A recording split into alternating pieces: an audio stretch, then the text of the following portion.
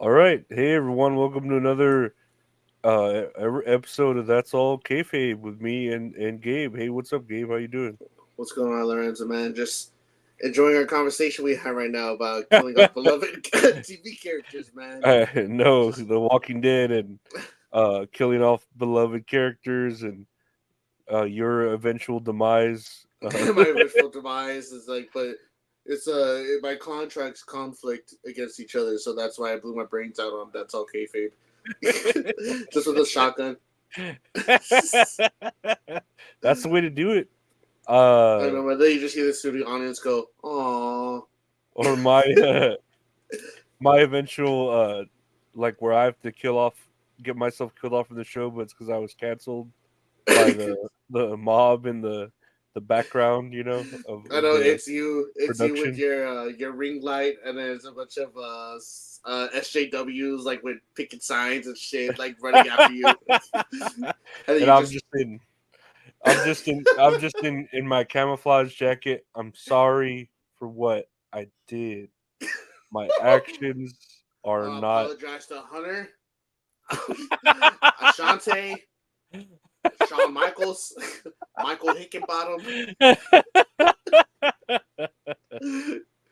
You know what? That's perfect time. I was trying to see if I can add these clips to it. Let me see how it pops up. Hold Rapist! on. Wow, Hell yeah, dude, that's so good. I like wow. how my head it says Mikey's muted with videos being played. I I was like, know hell yeah. mine does that too. That's why it cracked me out. I gotta get a soundboard, but and then Oh man. I put this one here too. I resent me this. Poor people don't like AEW.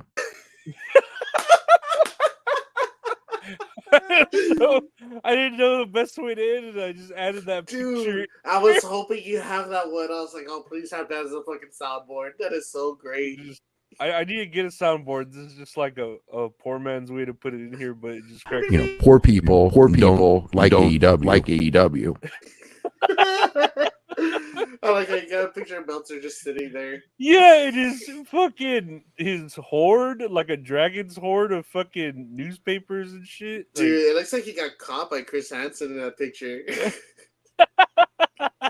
He's just there, like, trying to be all, like, poetic and shit. well, it's like it must have been for an interview, but it's like, dude, clean up. Like, you telling me you can't clean Dude. up before like at least organize it into a corner of the room or something. Dude, I thought I was, when I interviewed him, I didn't know if I was watching an episode of Dark Side of the Ring or fucking Extreme Hoarders. It's That's just so bad. or a fucking what is it? Intervention where Intervention. all his friends show up to talk to him like, hey man, you keep lying about wrestling and I Right. don't know. He's like, hey, things happen. Things happen in wrestling. Things changes. The weather changes. It, Dude, but it, I'm just like, fuck. I understand you've been doing it since the 80s, but bro, I'm pretty sure they had filing cabinets in the 80s, man. dude, Like, keep that shit organized. manila folders and filing cabinets and I know, floppy disk, all still stacked up to the fucking ceiling. I'm like, my guy, dude, clean up. I'm the last person to be saying that shit, but man, but me too, but it's just funny. Poor people don't like AEW. oh, it makes sense now.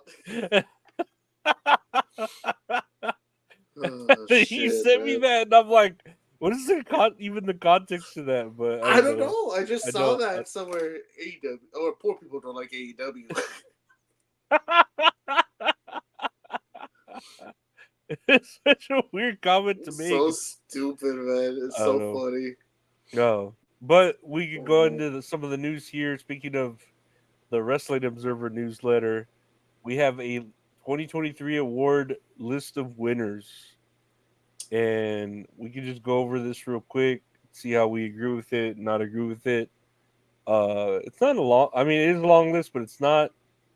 Wrestler of the Year, Will Ospreay. What do you think of yeah, that? Yeah, yeah. no, he's Mm-hmm. good. He's good. I No, just think, he's stupid athletic.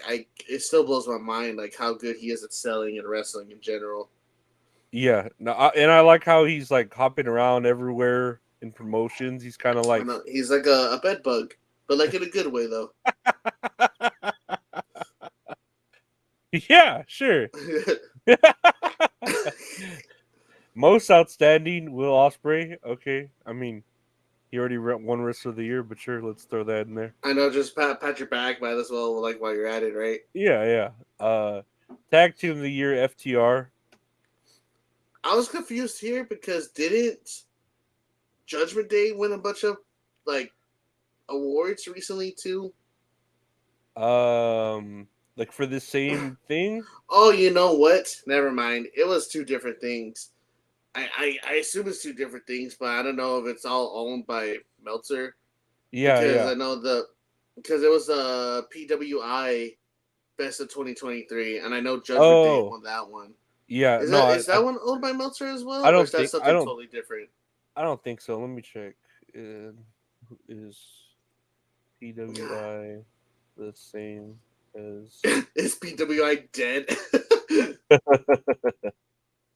PWI Pro Wrestling Illustrated? Yeah. Well, I guess it's two different things because I know Meltzer does the newsletter, the WON, the Wrestling Observer newsletter. Their bi-monthly issues founded it's headquartered in Bluebell, Pennsylvania, published by Kappa Publishing Group.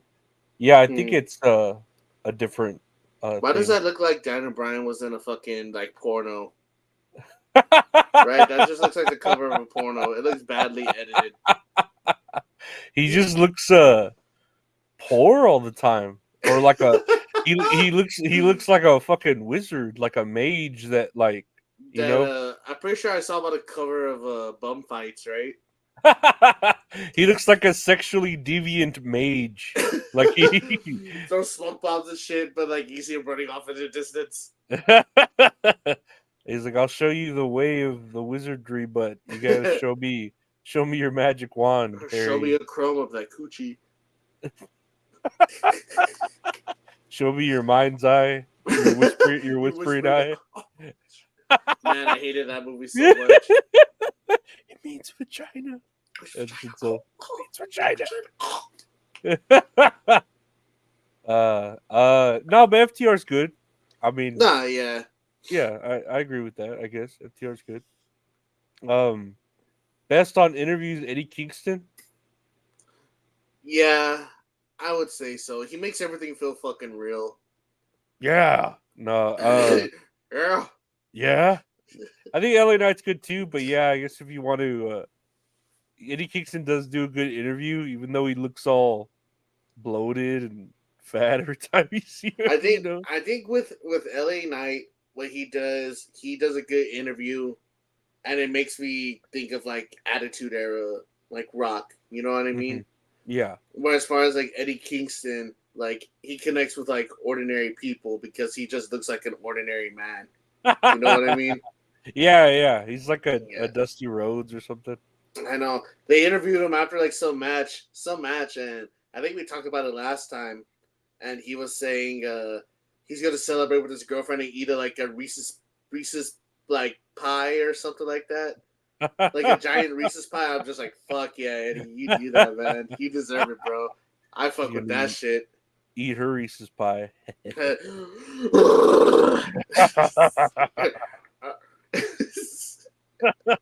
Come on out, rapist. Wow. Promotion of the year, WWE. Yeah. Yeah. I mean, they're not really competing. It feels like I don't think they're fucking competing with anybody because I know I'm subscribed to Cultaholic on YouTube. And after like this list came out, they made a video. WWE wins promotion of the year for the first time in 24 years, and I'm just there thinking like, my guy, they don't give a fucking flying fuck. I'm pretty sure they don't give a shit about the newsletter. You know what I mean? As well as like the majority of other wrestlers that don't give a shit about the newsletter or what Meltzer has to say. Either way, they're not going to be like, wow, we were just voted or mentioned it on air or anything. Vince McMahon ain't gonna go, you know? Nope, not at all. Not at all. Best weekly TV show, AEW Dynamite. I don't know about that, brother.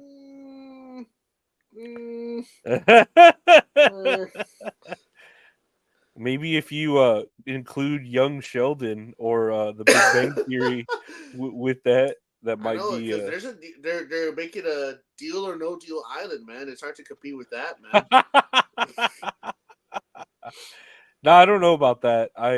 I think I would have given it to SmackDown, man, because 2023 it was all about the bloodline shit, no? Pretty much. Yeah, like, had everyone entertainment glued. aspect. It's like, dude, I was all obsessed with that shit, to be honest. Yeah, especially like I wouldn't actually watch SmackDown or even AEW the weekly show, but I'd watch the highlights from SmackDown, and they were real fucking engaging, you know.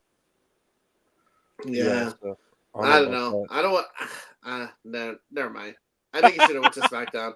Well, it's like for me thinking it's like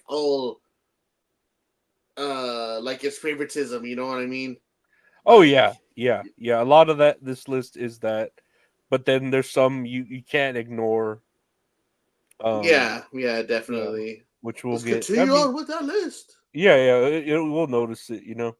But match of the year: Kenny Omega versus Will Ospreay, Wrestle Kingdom 17. I haven't seen that one, but I heard it was great though. I mean, they always put on good matches from Mhm. what the clips I've seen, so I wouldn't doubt it. Yeah, they had that one at what was it? Forbidden Door, right? Was that the Yeah, last one they I had? think so. That match was fucking badass. That Yeah. match was great. I think it was almost like an hour long. And just for this one to be better than that one, like the one at Forbidden Door, I mean, I wouldn't be surprised, honestly. No, they both wrestle real rough, where it seems real. Mm-hmm. I mean, it's not that it's not real. I'm not saying it's not real. Hold I'm on. just there like, oh, that looks like it hurts. Oh. Yeah. It's like ooh, you know. But I don't know. Poor people don't like AEW. So true. We're just poor people. We don't like AEW. United States Canada MVP Cody Rhodes. I don't know why they had to rope Canada into that, but okay. Oh, because it's two separate entities. That's why. But Cody Rhodes has done so much. He brought the two countries together. I mean, if that's the case, we need to list Puerto Rico too, because they're Puerto part of the Rico. United Whoa, States. man. Whoa, let's take it easy now. Come on, like that's part of the United States. The Jurisdiction. The the fucking post office. dominations. The post office delivers through the U.S. to Puerto Rico. Yeah. I guess so. You know. Cody Rhodes, I think, is the MVP. I think so. Kochi Yakazawa Award / Japanese MVP, Will Ospreay. Sure. Yeah. Okay. Let's give it to him. I mean, he's good. I think it's funny. Like it says United States / Canada MVP, the Koichi Yoshizawa Award. Like they have a name for it, and then it says Mexico MVP and Europe MVP.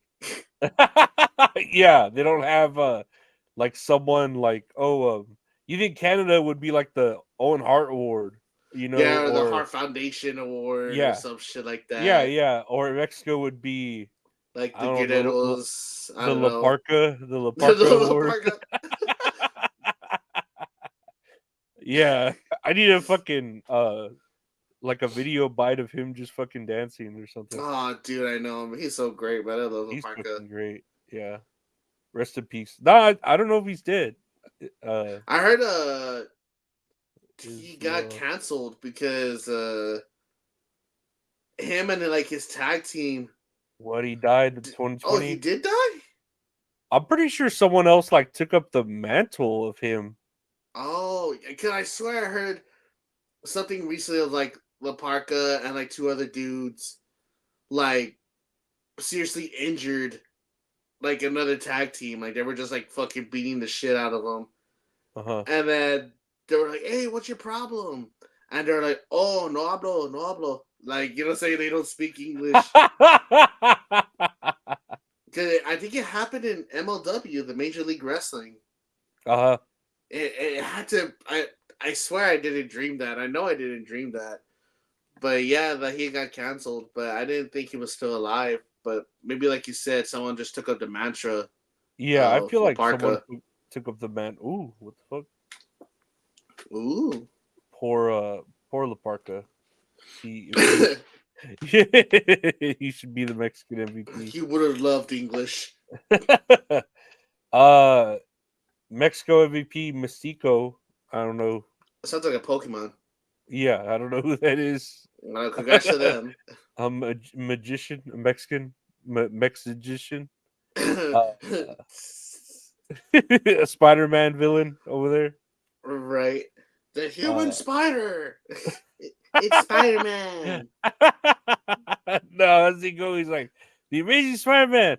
I want to be called the Human Spider. Oh, there And you then- go. Yeah, Yeah, and he's like, just get out there, kid. Hey, Frick Show. I got you for 3 minutes. 3 minutes of playtime. Oh, wait, no. Fuck. There's something else that goes in there. I already fucked up. Never mind. Man, bone saw. Bullshow's ready. Yeah. Man, that's gonna Oh, fuck rest my in throat peace, up. Macho Man. No, yeah, I that know, hurts man. me too. Europe MVP Will Ospreay. Sure. I guess we couldn't have given the Japanese award to a Japanese wrestler, but okay. I know, God forbid, right? Let's give I the know, Europe but award. it's like fucking Gunther's been doing badass. He's from Austria, no? Right? I would hope so. If his name, So- if they're going with that gimmick, doubling down on it. I know, like fucking might as well. Where is Gunther from? I think he's from Austria. Austria. Yeah, Oh, nice. that's cool. Ooh, I would have looked so dumb if I was wrong. Man, those fucking people would have been correcting you in the comments so I know, bad. man. All 12 of them.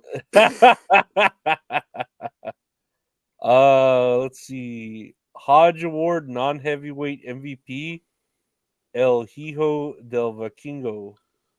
He's, yeah. What would you consider non-heavyweight? It's under like 230 I guess so. I mean, they're trying to pounds.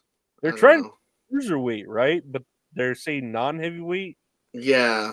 Yeah, it's very And it weird. has to be under a specific weight limit. I guess if Yeah. we take that into consideration. He's good though. Uh-huh. El Hijo del Vikingo. He's good. Yeah. Women's wrestling MVP, Rhea Ripley. Yeah. Yeah, you can't deny Yeah. that. Like, I don't care how you try to say, AEW this and that, or they put on the better show or whatever you want to say.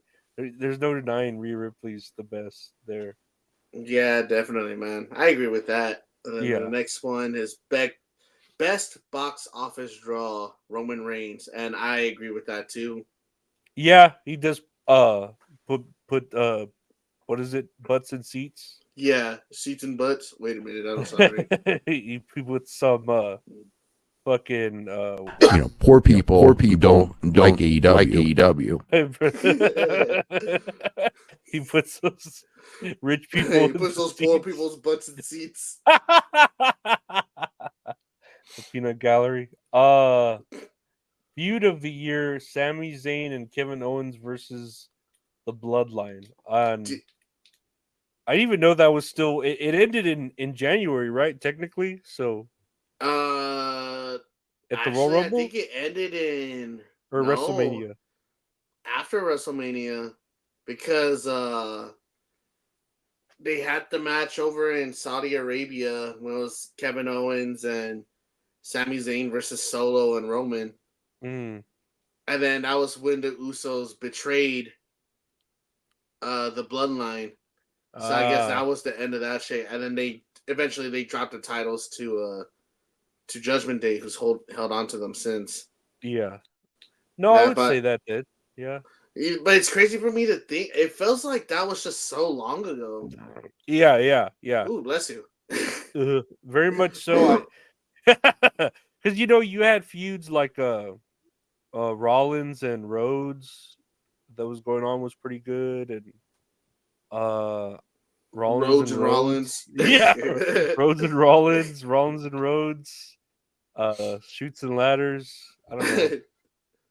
But Planes, yeah, trains, automobiles. they were good. But yeah, I guess this is feud of the year. I didn't think it was. I thought it was just barely into this year though. That's why it like barely made it on there. You know.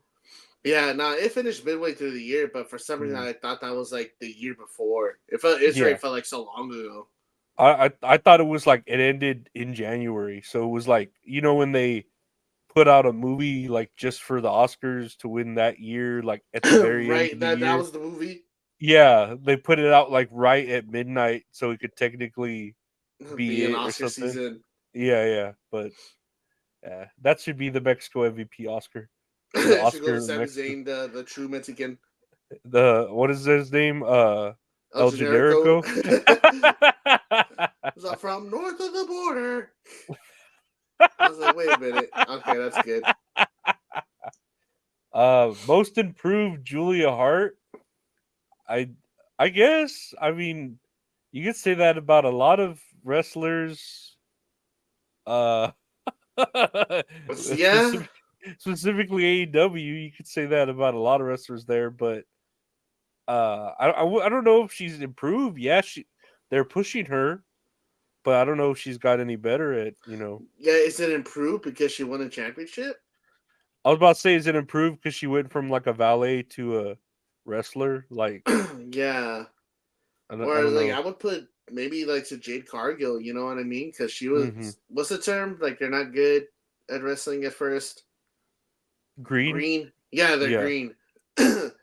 Yeah, she was green as fuck like when it first started off, and then now, I mean, like she's doing great. You know yeah, what I yeah, mean?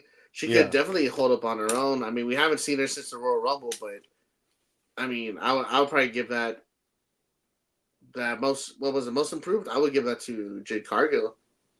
Well, that and it's not even like mentioning. It's just most improved. It's not even in the female area.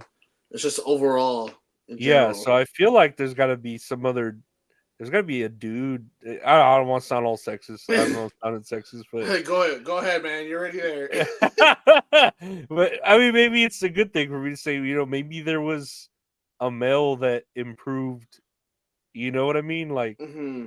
you're telling me no one else did better than Julia Hart? I don't know. Whatever. I'm trying to think about another male, but the other female that comes to mind is Tiffany Stratton. You know what I mean? Yeah, Because she was the same thing too. Or like her gimmick was like a daddy's girl at first, but then now she's just like a pretty girl who just kicks ass. man, I like the daddy's girl gimmick. Ah. Making me bloated. It's Tiffy time. It's Uh, Tiffy time. it's Tiffy time. It's what is it's time. It's time. It's Tiffy time. Ducky, ducky, quack, quack. Tiffy time. Uh-huh. Oh yeah. What? What? Oh no, Trick Williams. They could go to Trick Williams. Who's that? Oh shit. Never mind. I'm gonna get off that. Trick Williams, he's in the main event scene on NXT now. Like Oh yeah, when he appeared, he was a valet for Carmelo Hayes, and then he started doing his own things. And dude, he's developed like leaps and bounds, man. Crazy, crazy, crazy. sure. You can see Ron Breaker. I mean, he's a. I mean, he's probably on here for Rookie of the Year or something, but Let's continue. yeah. See, most charismatic MJF. Yeah, Yeah, okay, yeah, I give agree that to with him. that. Oh yeah. The next one The cracks me the fuck up. the Brian Danielson Award for Best Technical Wrestler goes to Brian Danielson. He won his own award. Dude, I saw this. I don't know if it's in the comments, but it shows Obama putting the medal on himself. Here. Yeah, I seen that shit. Oh man, that's funny. I mean, sure. I mean, there's what's his name? Zack Sabre Jr. The guy he's feuding with now could also be up there too. But I just think it's funny because just a title, an award named after yourself, like goes to you. I was hoping it'd be like the Daniel Bryan Award, and then it would go to Brian Danielson. Dude, that would have been fucking funny, man. It's still pretty funny though. Bruiser Brody Memorial Award for best brawler, John Moxley. Yeah, Yeah, sure. I guess. Yeah. Yeah. I wouldn't. I would say, oh, that bleeds the most. Yeah, I'll give it to Moxley. Best flying wrestler, El Hijo del Vikingo. Can he fly? Does he? I don't think no person can fly. I'm sorry, that sounds like a smart ass thing. Hey, do they have wings? Can he fly? I mean, They gotta flap their wings like this yeah. to get off the ground. I mean, because Ricochet does some pretty high flying shit too, but yeah, I guess. Ricochet, Will Ospreay, Hijo del Vikingo, fucking shit. There's a bunch of wrestlers that could do it. You know what I mean? Yeah. No, But I guess definitely. I wouldn't want to take it away from him. Like, congrats to him. He's still a young kid, I think. I say kid. He's probably like 2 Well, years younger than me. I mean, he's El Hijo del Vikingo, so he's the child of a Viking, right? Is that what it is? Oh man, Viking kid. Huh. Wow. Spanish is crazy. Even though Vikings, I think, can live to be like pretty old, so Yeah, because that they would, believe in Valhalla, they live forever. yeah. So Yeah. that wouldn't necessarily mean he's young. He's just a young Viking. Or maybe he is young, but like in his generation, so he's actually like 230 years old. Yeah. Yeah. He's the That's what I youngest think. out of them. He's still rookie. Most overrated Sonata. I guess, man. Like, poor I don't even know who Sonata. that is. Who's Sonata? Oh man, is he the new champion right now? I don't know if he's the. Oh my god, I had a bubble in my throat. Sonata, yeah, that's him. He looks good. He's got the Divas title. Is that what that picture is of him? Yeah, the New Japan. Yeah, The because Diva Butterfly title. he won the championship, like the IWGP Heavyweight Championship one time. I don't know when he won it though. I'm not too sure. I mean, Excuse me. he looks good. I don't. He I don't had know. he used to have his hair really fucking long and spiked up. It looked like very cartoonish. Like Mhm. oh man, I'm trying to think of a cartoon character, but it looked very cartoonish and it was like blonde too. But I guess like once he wanted to like be like more serious, that he like Oh, cut his look, hair there you down. go. There you go, man. Look at the Wow, beard too. wow. That's I don't know what that is. That, my friend, is a professional wrestler. Yeah, he really went professional with the haircut. Like he had a job, interview and shit. Right, just clean up real quick just to grow it back out. Most underrated, Chad Gable. I agree with Yeah, this. I I like fucking Chad love Gable. Chad Gable, man. Yeah, he's So good. good. And then the next one, Rookie of the Year, Yuma Anzai. I have no idea who that is. Yuma and Oh, it's a female wrestler. Is it? Yeah, wait, never mind. I'm thinking of Star. Whoa! You're assuming. You're assuming. I thought I was Let's doing not. shit. I forgot to do your me. Sorry. Whoa! Let's not. I mean, he looks just like if you combine Sammy Guevara and the other dude. And Sonata. Nah, what's that other dude's name? That's on the BBC. That Asian dude. Oh, Willie Yuta. Yeah. Wheeler. He looks like what Wheeler Yuta should look like or should be. I mean, good for him. I like this picture. I don't want to disappoint you, Dad.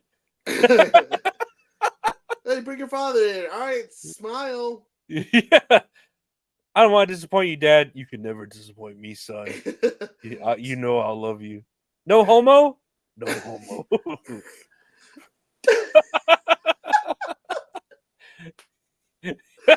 Oh shit.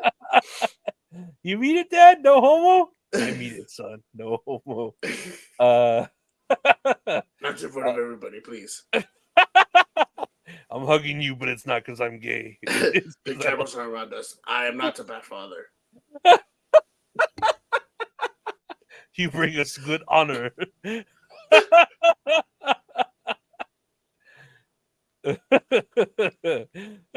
What's that shit ended? Oh my god, fucking Mulan. I brought you the blade. There's no better honor than you being my daughter, or some shit like that. Homie doesn't see right through me. Oh man. Beef, Oh, that is... pork, chicken. Yeah. Anyways, good for him. I've never seen him wrestle. So Yeah. okay. I'm just like, oh man, dude, my head hurts so bad. Best non-wrestler Don Callis. I had the idea that everyone fucking hates Don Callis. That's such a weird term, non-wrestler. It's like, if it's non-wrestler, I'll fucking give that shit to Prince Nana. Yeah. There's At least people like him, but it's like, yeah. I think everyone just finds Don Callis annoying. I find him annoying. I don't want You know, poor people like AEW, like AEW. You're poor, oh, that's why. I'm a poor person. No, I don't know. It just sounds like I would say like best heel manager or best manager or best. I don't know, but just saying non-wrestler, like you can give that to Adam Cole or you know, like, it's very odd. The devil. It's a very odd way to word it, you know. Best non-wrestler. So I guess I don't know, dude. It's weird to say non-wrestler. I would just put best manager, I guess. Yeah, or best valet, but you're right. Yeah. Prince Nana like is like hot, you know. Like he gets like for AEW whenever you do see like a whole crowd, the few times you see it, you know, because only poor people or only rich people can attend it. He gets them all hyped. You know what I mean? Know. So Cause I swerve when I drive. Cause I swerve when I drive. I'm and just there doing it in highlights like this too. And I like the what do you call it? Like the how it's like the yin to the yang because you have the seriousness of Swerve, and he just looks at Prince. Nana is just so He looks at Prince goofy. Nana and he's just like, "Are you fucking kidding me?" And it makes him look even more serious. You know what I mean? Yeah. So it works out. I don't know. I always crack up when it's like, they're trying to like, I think it was the Texas Death Match when he was trying to answer the count of 10, and then Prince Nana pulls him out the ring so he can stand up, and then Swerve is there covered in fucking barbed wire, bleeding all crazy, just standing there because he beat the 10 count, and then you just see Prince Nana walking around him. Just dancing, trying to will him dude. back to fucking. See, why is it Swerve on this list though? Like that's pretty. He's most improved too. I would give him like. Yeah, I would put him yeah. somewhere on here. Like, I don't even know where I would put him. If they had, I would say if they would have a separate category for like each promotion, it's like, oh, MVP of like X promotion, he should be under for AEW. Yeah, he should be somewhere on here, you know, like because he's just a good wrestler, you know. Yeah, I don't know. Where let me see here. Best television announcer goes Excalibur. to Excalibur. I think you messaged me about poor people don't like AEW. Yeah, I don't know about this one. I don't think he's good. I think I sent you the thing where it was like, who is the worst commentator and why is it Corey Graves? I think I sent you that. I'm just like, the thing that fucking irks me is like, oh, well, Excalibur is bad. He's like, oh yeah, he's another bad one too. I'm like, he does a decent job. Like, like there's bad ones. Don't get me wrong, there are bad ones, but Excalibur is the best one. I would just give it to what's his name, Michael Cole. No. Yeah, Michael Cole or Jim Ross or I don't know about Jim Ross now. When he does work, he's still good. But who's the other one? There's like, isn't there a British one for AEW Collision? Nigel McGuinness. Yeah, he's pretty good too. Yeah, like he was on NXT UK when they would have their weekly show, yeah, and he was great. Like yeah. if There's there's a better. if there's a botch, like he explains the reasoning, like why the botch. He did fucking something, I don't know, but he made it make sense. Yeah, Whereas like other commentators could be fucking clueless. it's just tope suicida, tope suicida, tope suicida, or whenever Tope con hilo. when Excalibur reads like the ads for AEW and they're like all long and like he's saying them all fast and he's just rowdy winded. You could tell when he's Dude, having to he's say all wind. that I feel shit. like people don't like him because, like you say, he gets winded. I get winded too if I was stuck with fucking Taz and Tony Schiavone, Yeah, yeah, like a and he's bunch having of to boomers. like read all the ad reads and read all the promotions and shit and I don't know. Yeah, I Whatever. would say I don't know. Like get who's that other guy that from Ring of Honor? That Ian. He has like an Italian last name. Riccaboni or Riccaboni. something. He's good too. Like Yeah. I'll say get him with Excalibur so they can like take turns and go off each other. Give him a breather, and then you have Nigel McGuinness on Collision or Mhm. Dynamite. Yeah, but I don't Uh, think he's the best. he's good, but he's Excalibur. not the best. I don't think he's the best. Speaking of which, worst television announcer Booker T. Shucky ducky quack quack. Come for you. Hulk Hogan. Dave Meltzer, come for you. I don't know if he's the worst. Oh, dude, there's some shit he says that makes me scratch my head.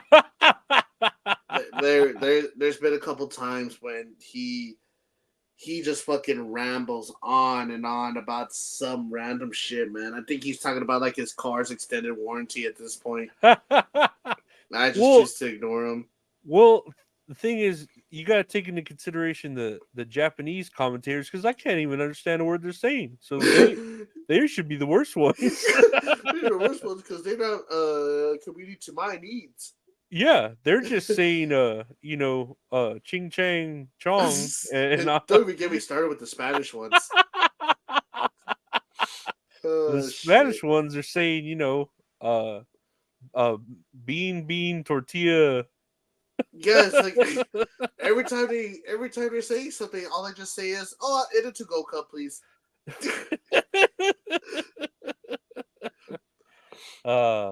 Good old Oh man, racial wrestling. What do we have here? Best major wrestling show AEW Revolution. I'm trying Is to that remember what matches were on that card. I don't remember.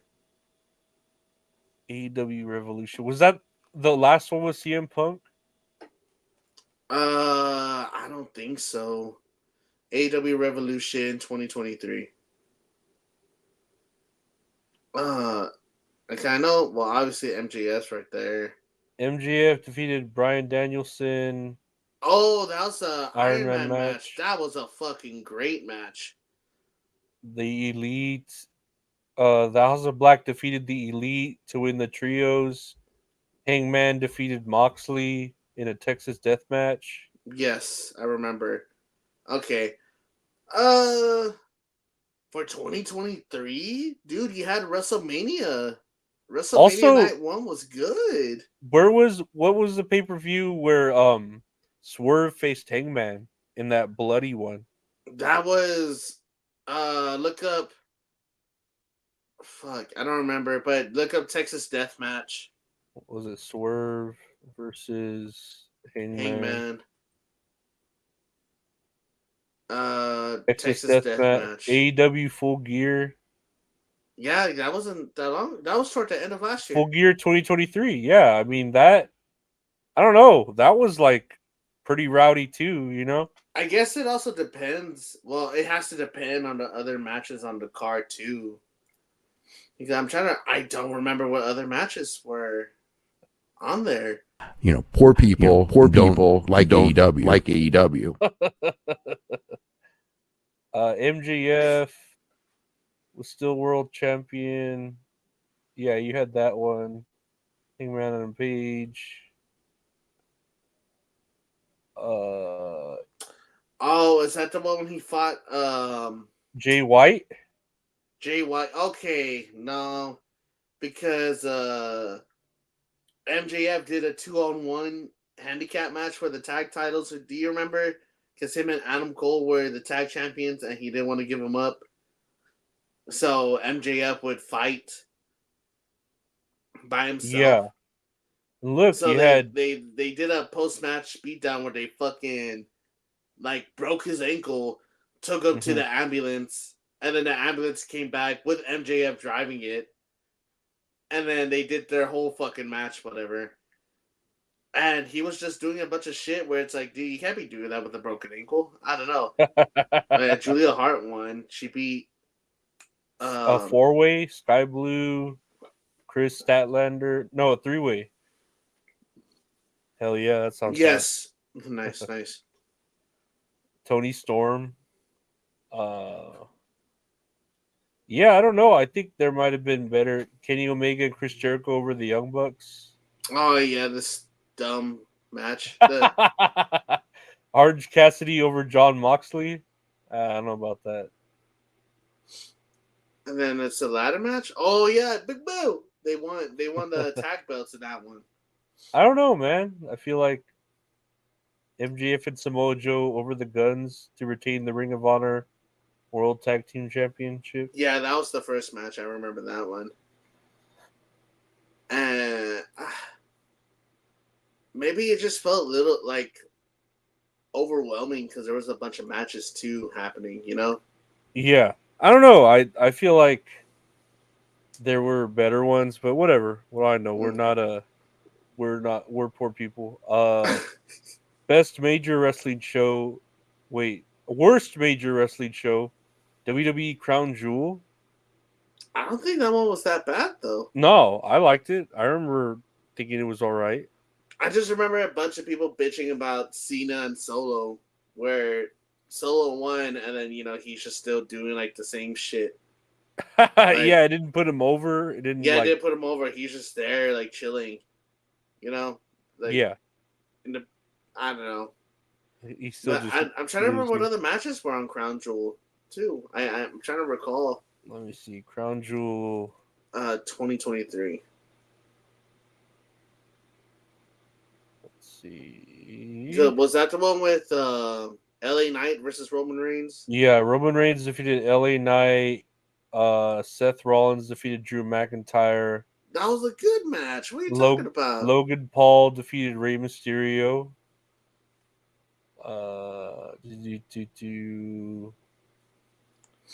I know there was a lot of matches, but I don't think I'll put that under the worst one.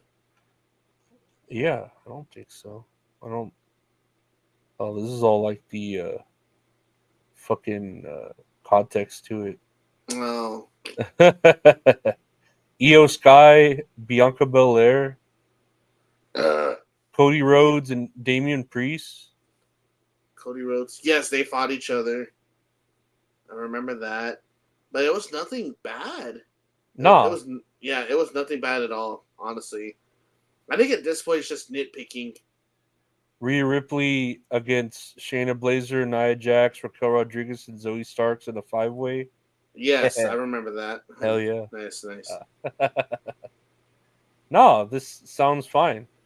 I don't know. I don't understand. Like I said, I think it's just nitpicking at this point. Oh yeah.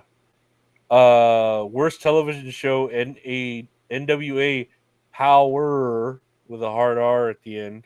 Ooh, 2 hard R's. I mean, I don't know. I guess I feel like there are worse shows out there, but again, whatever. Nah, whatever. I really don't have. I don't have anything to say about that one. Yeah, I've yeah. never seen NWA. I don't even know what they show it on. Yeah, no, I don't know. I think they show it on YouTube and then CW, and I feel like they're worse, but yeah, no one really cares. whatever. Poor NWA. Most disgusting promotional tactic. It's a very odd category there. WWE enabling Vince McMahon and him being back in power. TKO keeping him in position of power. Whoa, whoa, whoa! I don't know about all that. He's not even in power anymore.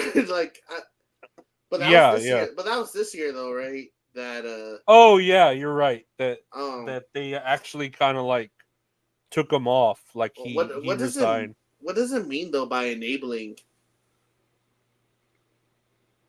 Uh, Good question. Anyway, what was WWE? I guess that like let him come back, but TKO allowed him to stay there. Because I think they had the final say.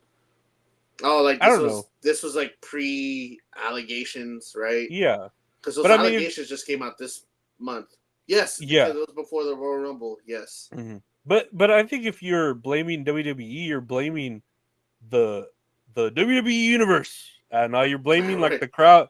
You're blaming the crowd too, because the crowd like welcomed him back with open arms. I know, dude. It's like you're gonna have a bunch of people that are gonna bitch online, saying like, "Oh, like Vince McMahon needs to stay the fuck out of this," but they'll be the first people to sing his theme entrance like when he hits Yeah, if they're yeah, live in person. yeah. No, everyone was like together forever. Welcome You to SmackDown. know. But uh, it's a very odd category. Most disgusting yeah. promotional tactic. Yeah, I would like. Who else could have won that? Like, what? Maybe the cocaine, the devil doing cocaine in NWA for that one pay What's per his view. Father James Mitchell, right? Yeah, I think that probably would have been on there if Vince McMahon hadn't, you know, done his thing. What's the next one? Best wrestling maneuver: Will Ospreay's hidden blade. Is Sure. that is that when he elbows them like in the back of the head when they're? Yeah. Yeah, it's pretty good. Yeah. Pretty good. It's pretty good. Worst worked match of the year: Bray Wyatt versus LA Knight in the Royal Rumble. I Yeah, I guess so. That was really the only thing that. Well, there have to be other bad matches elsewhere. You know what I mean? Hmm. Because it goes back to me thinking this is like favoritism. Because like all these good categories are going to Will Ospreay, and then here's the award for the most disgusting promotional tactic. Oh, how dare you, WWE? I don't know. Rest in peace, Bray Wyatt. Right, he's the I one that know. that passed. I wouldn't have put him on this as worst out of just Nah, there had respect. to have been worse Yeah, I did been matches worse. Yeah, in yeah, in TNA and AEW and other companies. definitely in New Japan. It had to be definitely a worse match than that. Yeah, Worst feud of the year: MJF versus the Devil. I guess so. Yeah, Well, it could have been good, but it ended like very anticlimactic. So yeah, that just it really stretched out, and it became to the point where it's like you already knew it was gonna be Adam Cole.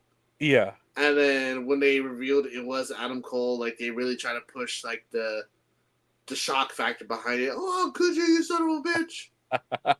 It was me all along, Austin. God damn it. That son of a bitch. Where we at? Worst promotion of the year, NWA.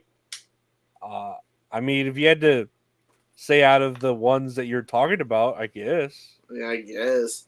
you know, Um, they're just best. last. I wouldn't call them worst, but okay. Yeah, yeah.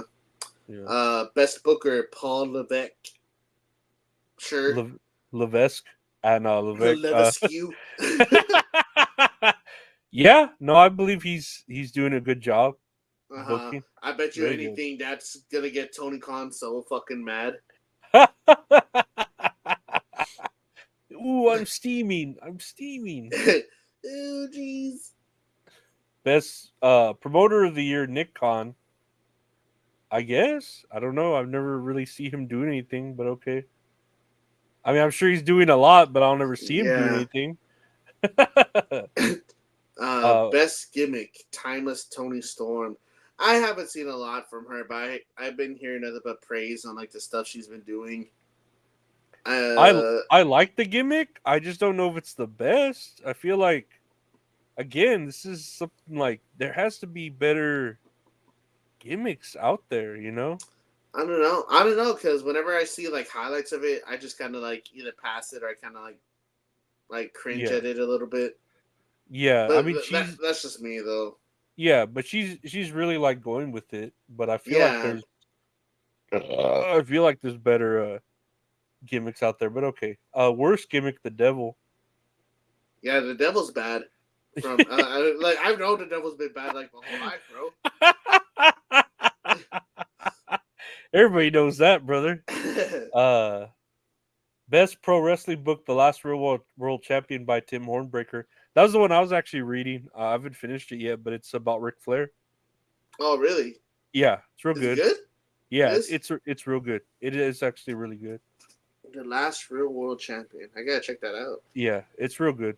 I'm like 8/10 of the way through it. If you had to like put it into a fraction, it's real. It's real good about Ric Flair. Like, it makes you think like, man, how much he was a champion before we even like saw him in WWF. You know what I mean? Like he with the territories and all that shit. Yeah. Best pro wrestling documentary, Dark Side of the Ring, Chris and Tammy. I like it when you're like, When did the OVW wrestlers Netflix come out? I think this was better. I know you never saw Wrestlers. this, right? Wrestlers on Netflix. No, you were telling me about it though. It was good, and it came out in September 2023. I think it was good. I don't know if it's because it's 7 episodes and not just like one video or show, but I think it should still count though because it's a documentary. yeah. I think that was better, wrestlers, because it was. You have to watch it. If you watch it, you'll be like, "Oh shit, this is fucking good." Like Wrestlers on Netflix. Yeah, I'll check that out. yeah, that's real good. It's real good. I don't know though, but whatever. That's I mean, Dark Side of the Ring's great too. We always talk great Oh, I about fucking it. love Dark Side of the Ring, man. Shit's Yeah. so good. But I don't know. I feel like wrestlers, when that came out, that got a lot of people talking about wrestling, and then OVW, like after that came out, their shit like was, I don't know if it's still sold out, but their events were sold out like and booked for months after that. You know? Really? Yeah. Like they were fucking getting sold out shows after that shit went down. It brought them a lot of exposure. Hell yeah, That man. shit. But yeah, that's the Wrestling Observers. You know, poor people don't like AEW. The Wrestling Observers 2023 awards. Whoopie-doo. All I learned is that this is all fan voted, so it doesn't matter. Well, I don't know. And again, like you said, WWE's not gonna give a shit about this. Like, Oh no, not at all. yeah. They're billions of dollars, like most money they've ever made ever. So Yeah, they don't give a fuck, and this. they're putting out a good product too, so they'll be okay. Yeah, I think they'll make it at least another year. Yeah, at least another 5 years with Netflix. I just imagine, Hunter. He's at the computer. We get it, and then he pops a champagne bottle. Spraying it everywhere, like in one NBA championship. He drinks it and then sprays, and his computer gets all wet and paperwork and shit. It's all in the middle of a show, so all the lights go off and shit. Next year on this news, I know you had thrown this at me in the messages. MMA. What is this? After an appearance on WWE Raw this week, UFC's Michael Chandler praises the world of wrestling. I don't think they, and he means pro wrestlers for they. Oh, thank God. Because that's what it says in brackets here. I don't think they get enough credit, pro wrestlers. So let's listen to this clip here. And I don't think, just like I say, UFC and mixed martial arts is really, really cool. And sometimes the best place to watch it is from the comfort of your home, so you can hear the commentators and whatnot. But there's nothing like a UFC show actually being there and seeing it. And when it comes to WWE, I'm absolutely blown away, especially being that close, watching these bodies fly and flip and slam and smack, and the bodies hitting the floor, literally. Being able to see it that close is, yeah, I mean, it's even for a mixed martial artist. Obviously, I'm outside of fight mode whenever I'm there. I'm just watching as from the entertainment factor. You're kind of squirming a little bit because like, dang, that looked like it hurt, man. These guys, they don't get enough credit. Crazy athletes and a heck of a show, man. The UFC puts on a great show. WWE, I gotta say too, man. Some of these guys walking out, the entire crowd is chanting. Yeah. They're singing along. They've got pyrotechnics. I looked to a couple WWE people, or I was with Ozzy from the UFC, some other UFC people, and then WWE. I was like, hey, I need some pyrotechnics in my next fight, man. I want some fireworks. I want some explosions. I want something cool, man. So it was a heck of a show, and yeah, man, I might be heading out to Philly in April to check out WrestleMania because it was a lot of fun. So yeah, that kind of makes me happy. I don't know why I'm so cheesing right now. I think it's good the way he did it because you could tell he is a fan, but then also like I feel like someone might have told him because you know the way TKOs with both UFC and wrestling, you know, with WWE to like, hey man, like pour it out hard, like push it hard, you know. And I bet you he was like, oh no problem, like I probably do really like wrestling, so I'm fine with gushing about it. I want to believe like, you know, that was like from the heart, like he was like, oh shit, like this is fucking badass, you know what I mean? I think it's crazy now, like WWE stuff like outside of like WrestleMania is getting a bunch of like mainstream attention again. Which is crazy, you know, because like we mentioned, I don't know, we mentioned like last week or like the week before, where it's like it's kind of cool to talk about wrestling again. Yeah. Like you know, you have to be like, oh yeah, I like wrestling. Yeah, before I remember, dude, when we'd be at work and we would talk about wrestling, other people would be like, "You're talking about wrestling," you know what I mean? Like, you watch that still? Yeah, ain't that stuff fake? No, I don't know. It's not fake, damn it. Man. But I think it's cool because he was on Raw and he did like a UFC promo on Raw because they gave him the microphone, and then he talked about like calling out like Conor McGregor and stuff like that. So I think it's kind of cool. Like he's using that, like this form of media to call out something on their form of media. You know what I mean? And it's, you know, like you said, it's TKO. They got the UFC merger and the WWE merger.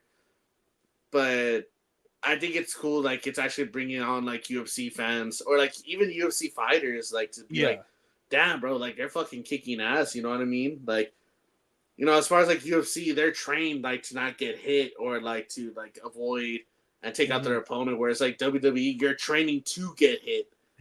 To take these punches and take these bumps and to expel that energy through your body and shit, like, no matter how you fall. So I don't know, man. It's like it's crazy to think like these times are changing to where now it's like we said, it's cool to talk about it again. No, and you're right. I don't think like it sounds like he's overly gushing, but at the same time, you know, a lot of these UFC people that like became UFCs. You've seen a lot of them say, I started training to fight because I would watch wrestling on TV, or you know, like I bet you if they are like strategically picking who to go to WWE events from UFC, they're true fans. They're like people that be like, yeah, man, I'll go. Who wants to go to WWE? Yeah, I'll go, man. I fucking love that shit. And then, who wants to talk about it on the interview? Fuck yeah, I'll talk about it. I love that shit. You know, like it's, you could tell it's not him fucking like, oh yeah, I like it. It's, you know, they're athletes, da da da. You could they're tell flying and they're doing a good job. Yeah. No, you could tell they're true fans coming from it, and it's a very easy way to. It's a very natural cross promotion, you know, of the two products. So yeah, and I think it's cool how like he's so invested in like how do you say, like the display of like the superstars and shit like that. Like you said with the pyro Yeah. and stuff like that, where he's like, man, dude, I didn't get some fucking pyro on my shit, dude. I want people going crazy too. You know what I mean? Well, I remember when who at one of the UFC events when Trump came out and he came out with like Kid Rock and Tucker Carlson and he came out to like Bawa to Ba like at a UFC event and like even that is just like dang that's badass, you know. And I never heard of that. I yeah, didn't know Trump that. came out with his posse and He's just there. like yeah, he's just jacking off two dicks at the same time. Look at my African American there. Look at my African American. No, but I think this is good. Like, I don't. All I watch for UFC is like knockout highlight videos. But you know, it's cool to see them both helping each other and growing both together, like exponentially. You know. Yeah, it's like real quick before we move on to the next thing. My friend Jacob and I, we would always talk about whenever people are like, "Oh, wrestling's fake," you know, like at least UFC they're really hitting. It's like he made a good point mentioning how like with UFC you pay like what $70-$80 for a pay-per-view and the fight could fucking end in like 10 seconds. Where it's like, you know, like pre WWE Network or like afterwards, like you're like, fuck, I'm paying $9.99 a month or I'm paying $50 for a pay-per-view, a wrestling pay-per-view. At least I'm getting my whole money's worth when they extended the full 3 hours or 3.5 hours. Mm-hmm. You know what I mean? Like, even though if it's like kind of like if a pay per view is bad, you're still guaranteed like, oh, we're gonna give you a show like no matter what. Yeah, your money's worth.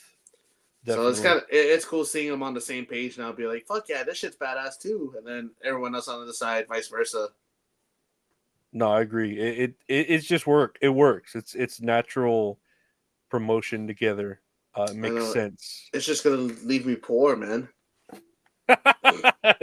Poor people don't like AEW. Yes, thank you.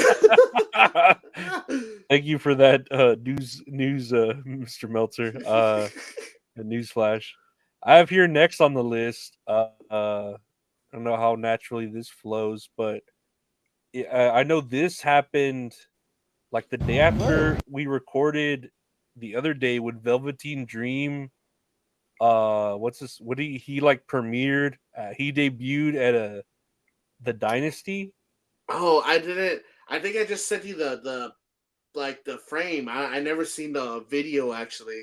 Yeah, let's see here. So I guess the Dynasty, which aren't even because when you look at their followers, like 800 followers, but they got a lot of flack for this. Let's see the video if you can.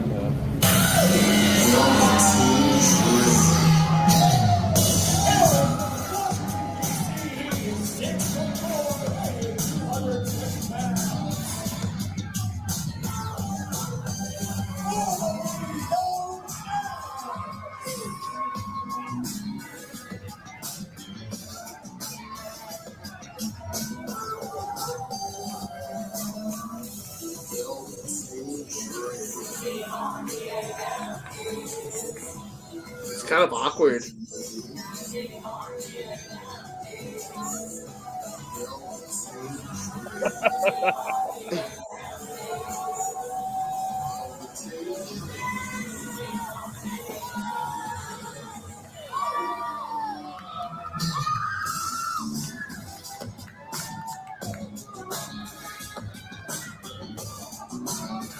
Yeah, I don't know about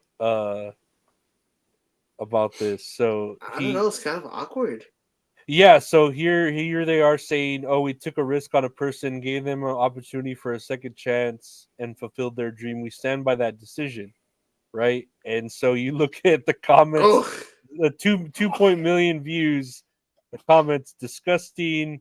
You sprung a credibly accused predator on building full of fans who didn't have an opportunity to decide they wanted to support that person or not. You should apologize.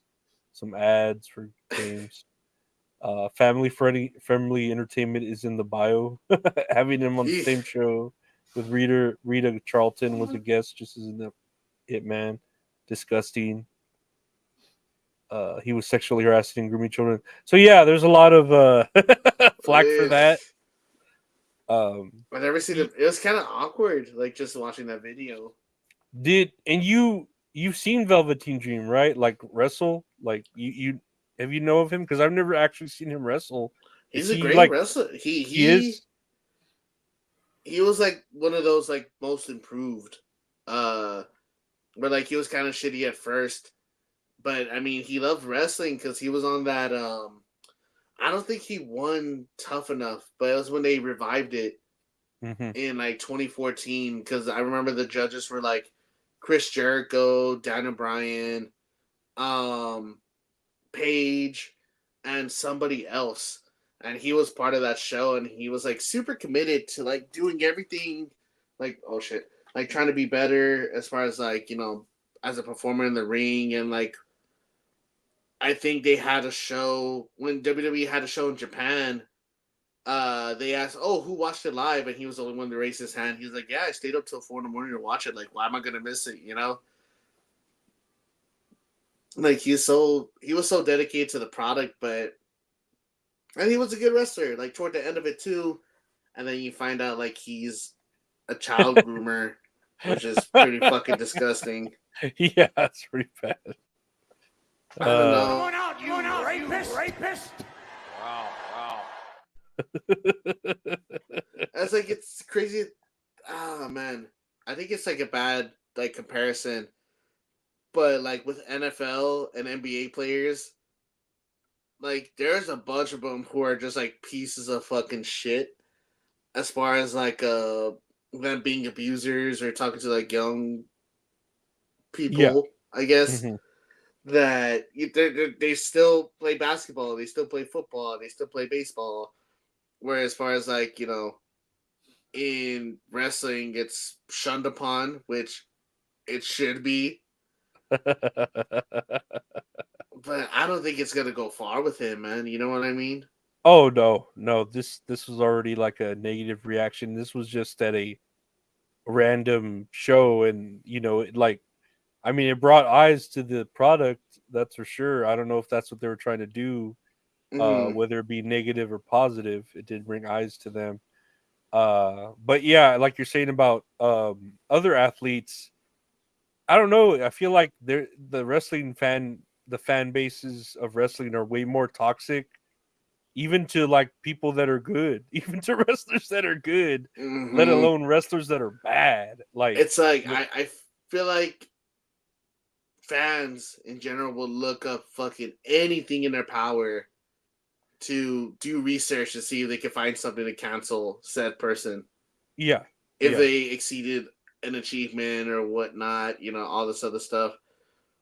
But this is like probably one of the worst things someone can do, I don't besides know like though, but then I feel like it depends on their talent too, because like let's say like you said, NBA players, like there have been some that have been alleged. I know someone recently. It was like a white younger guy, Josh and Giddey. yeah, and Mm-hmm. they still let him play, and it's like, well, but these allegations, and it's like, well, I mean, yeah, you could say he's Well, white or they're just whatever. allegations at this point, Yeah, But it's like, yeah.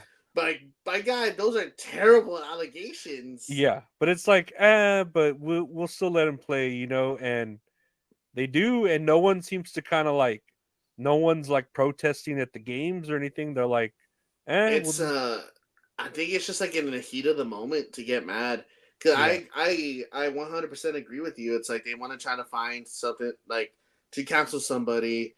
They do it for like a week or two, and then it cools off until something else comes up, and they get mad at that. You know what I mean? hmm Or it's like I think that's just like social media in general. It's like it's just kind of like a brain dead thing. So like, oh, this is evil. Oh wait, there's another thing that's evil. So the whole crowd goes over and there. and I'm not saying some of these people shouldn't be canceled or they shouldn't be No, yeah.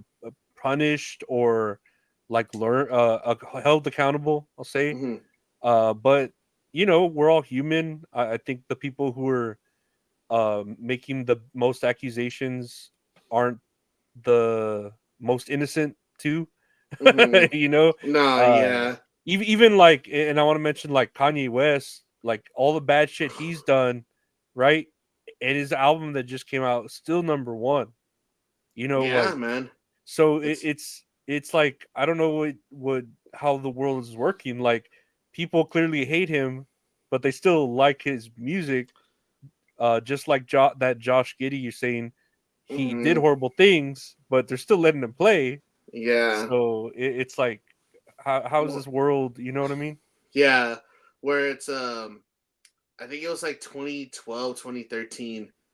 There was a Super Bowl between the Baltimore Ravens and the San Francisco 49ers, I think. The Ravens won. I was like, fuck yeah, like that's badass. You know, I never seen the Ravens win. Um, I don't know if you heard the name Ray Lewis.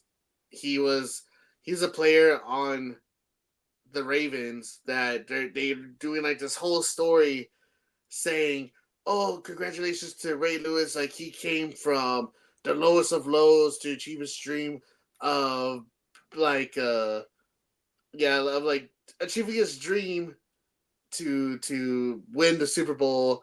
And I'm just like, yeah, what a feel good story. He's accused of capital murder, and I'm just like, what? So supposedly he's killed a man.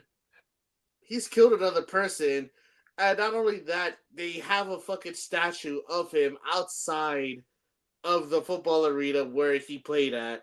Uh-huh. So I'm just like, my guy, y'all have he killed a person.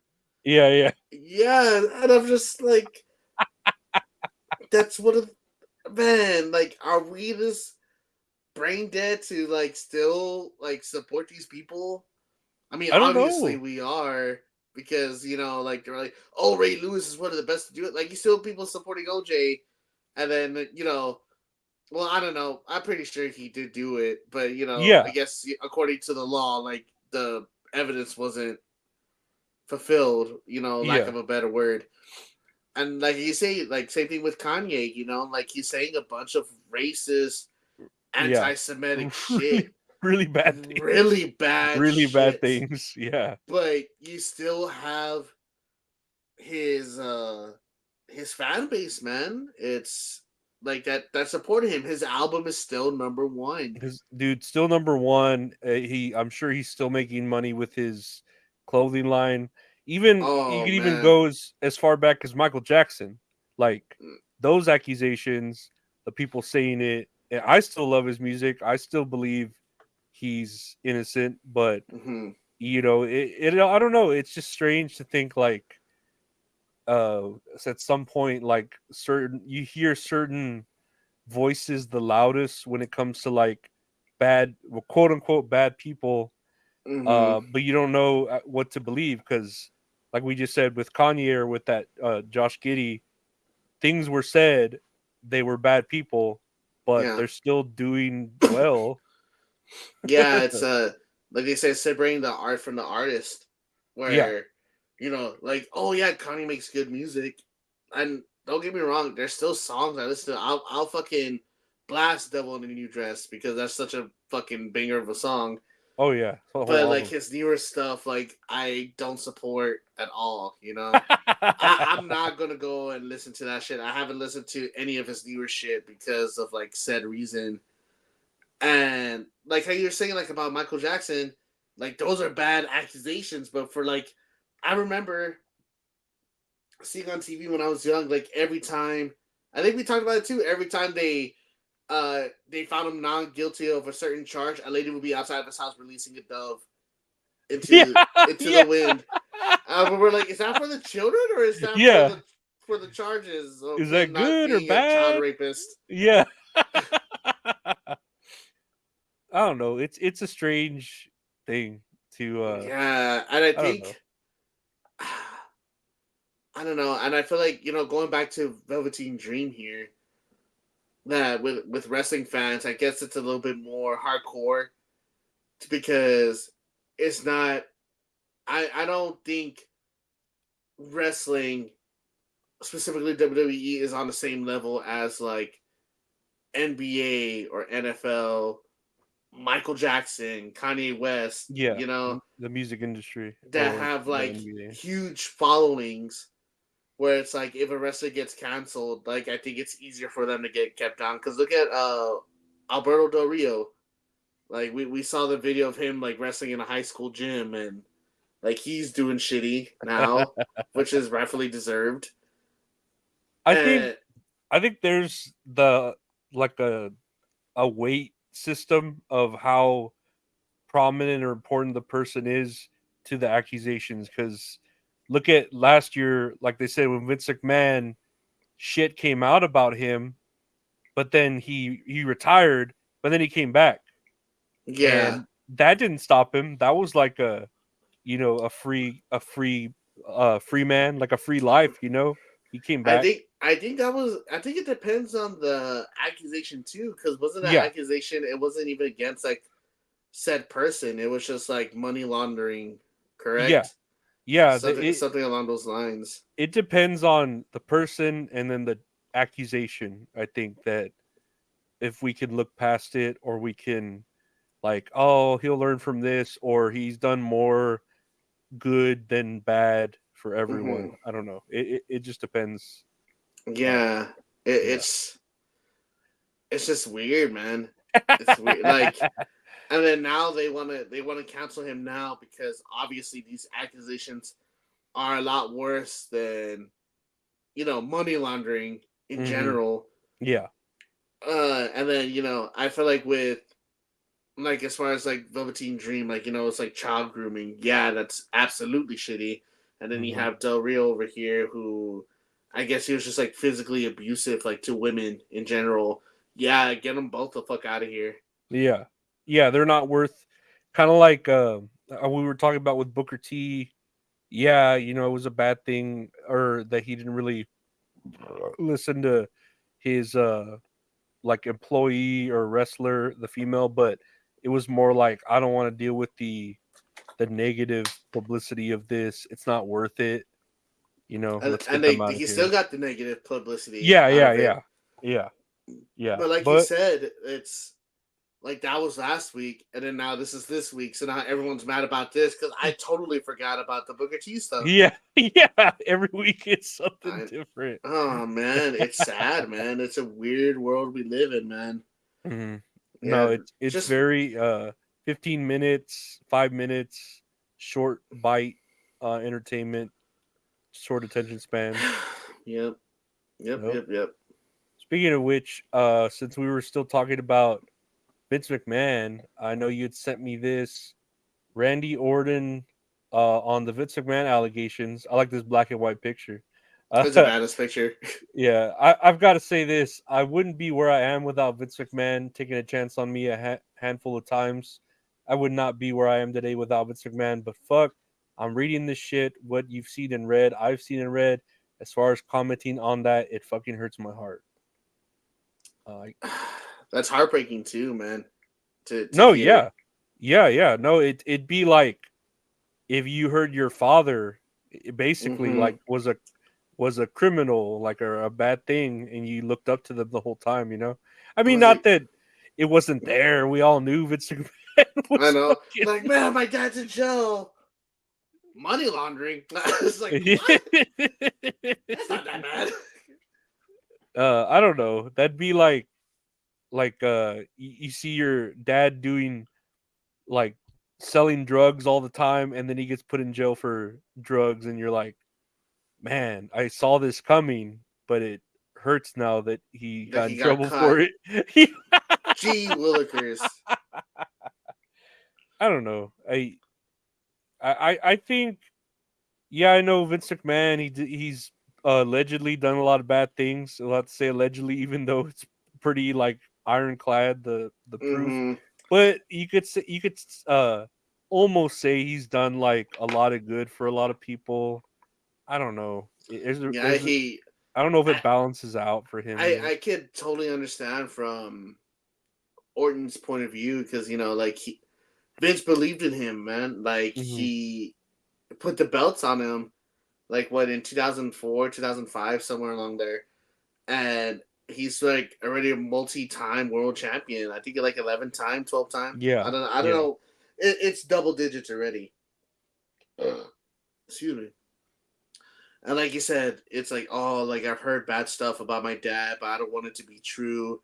And then now everything's coming to light, and then he just sounds more disappointed. That's when he's like, "Fuck, man, I didn't want to actually believe this." You know what I mean? Yeah, yeah, it's Yeah. hard, and then it's hard not to believe it because like he said, he's reading it everywhere. Even if he didn't want to read it, it's everywhere.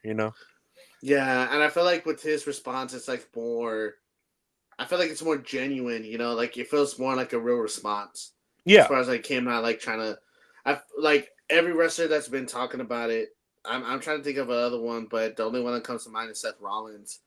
But he's like, yeah, it sucks, man. Like these allegations are terrible, and you just feel for the family, for the families that are involved. Like it's just a terrible, terrible thing that's been being brought out to light. And I feel like that's a real way to answer the question.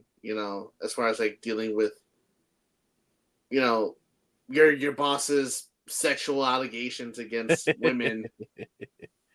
no, what Come on out, you rapist! my favorite is Bruce Pritchard when he was like, "I'm not at liberty to say during a ongoing lawsuit whether or not these accusations." Oh To yeah, fuck Bruce Pritchard, man.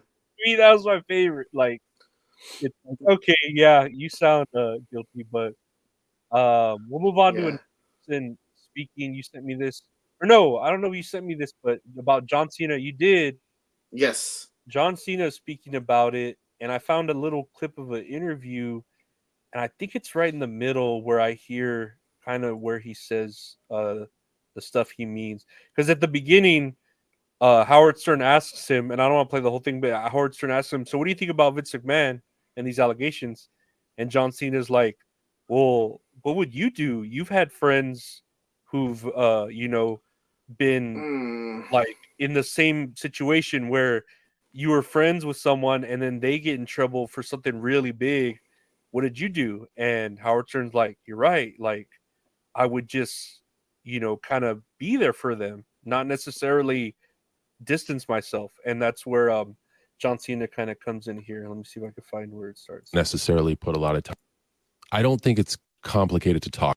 I imagine it's a mind fuck. And then when you get asked about it, it's like it's too complicated to even talk about. So I don't think it's complicated to talk about. I think it's complicated to listen to. Mhm. And that's kind of why I don't necessarily put a lot of time and equity into it. Yeah. Again, I think there's still a long ways to go. Yeah. I can say this. I'm a big advocate of love and friendship and honesty and communication. But in the same breath, I'm also a big advocate of accountability. Yeah, me too.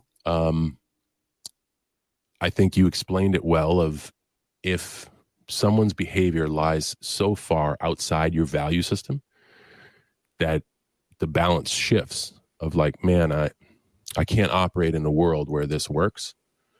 Yeah. That's the end result of being accountable. But The there's hell also are you going to do though? so right now what I'm going to do is love the person I love, Right. be their friend. And by that, it means like, hey, I love you. You got a hill to climb. And, there's the saying of like, hey, you don't know who you are or you don't know who your friends are until the shit hits the fan or your back's against the wall. That doesn't make any of what's going on any easier to swallow. Right. But just telling somebody that like, hey, I love you, man, this is going to be a hill to climb. We're going to see what happens. And that's that. I think it sounds so cliche, but it has to be one day at a time. But at the same token, I've openly said is I love the guy. I got a great relationship with the guy. So that's that. No, I don't think that's cliche at all.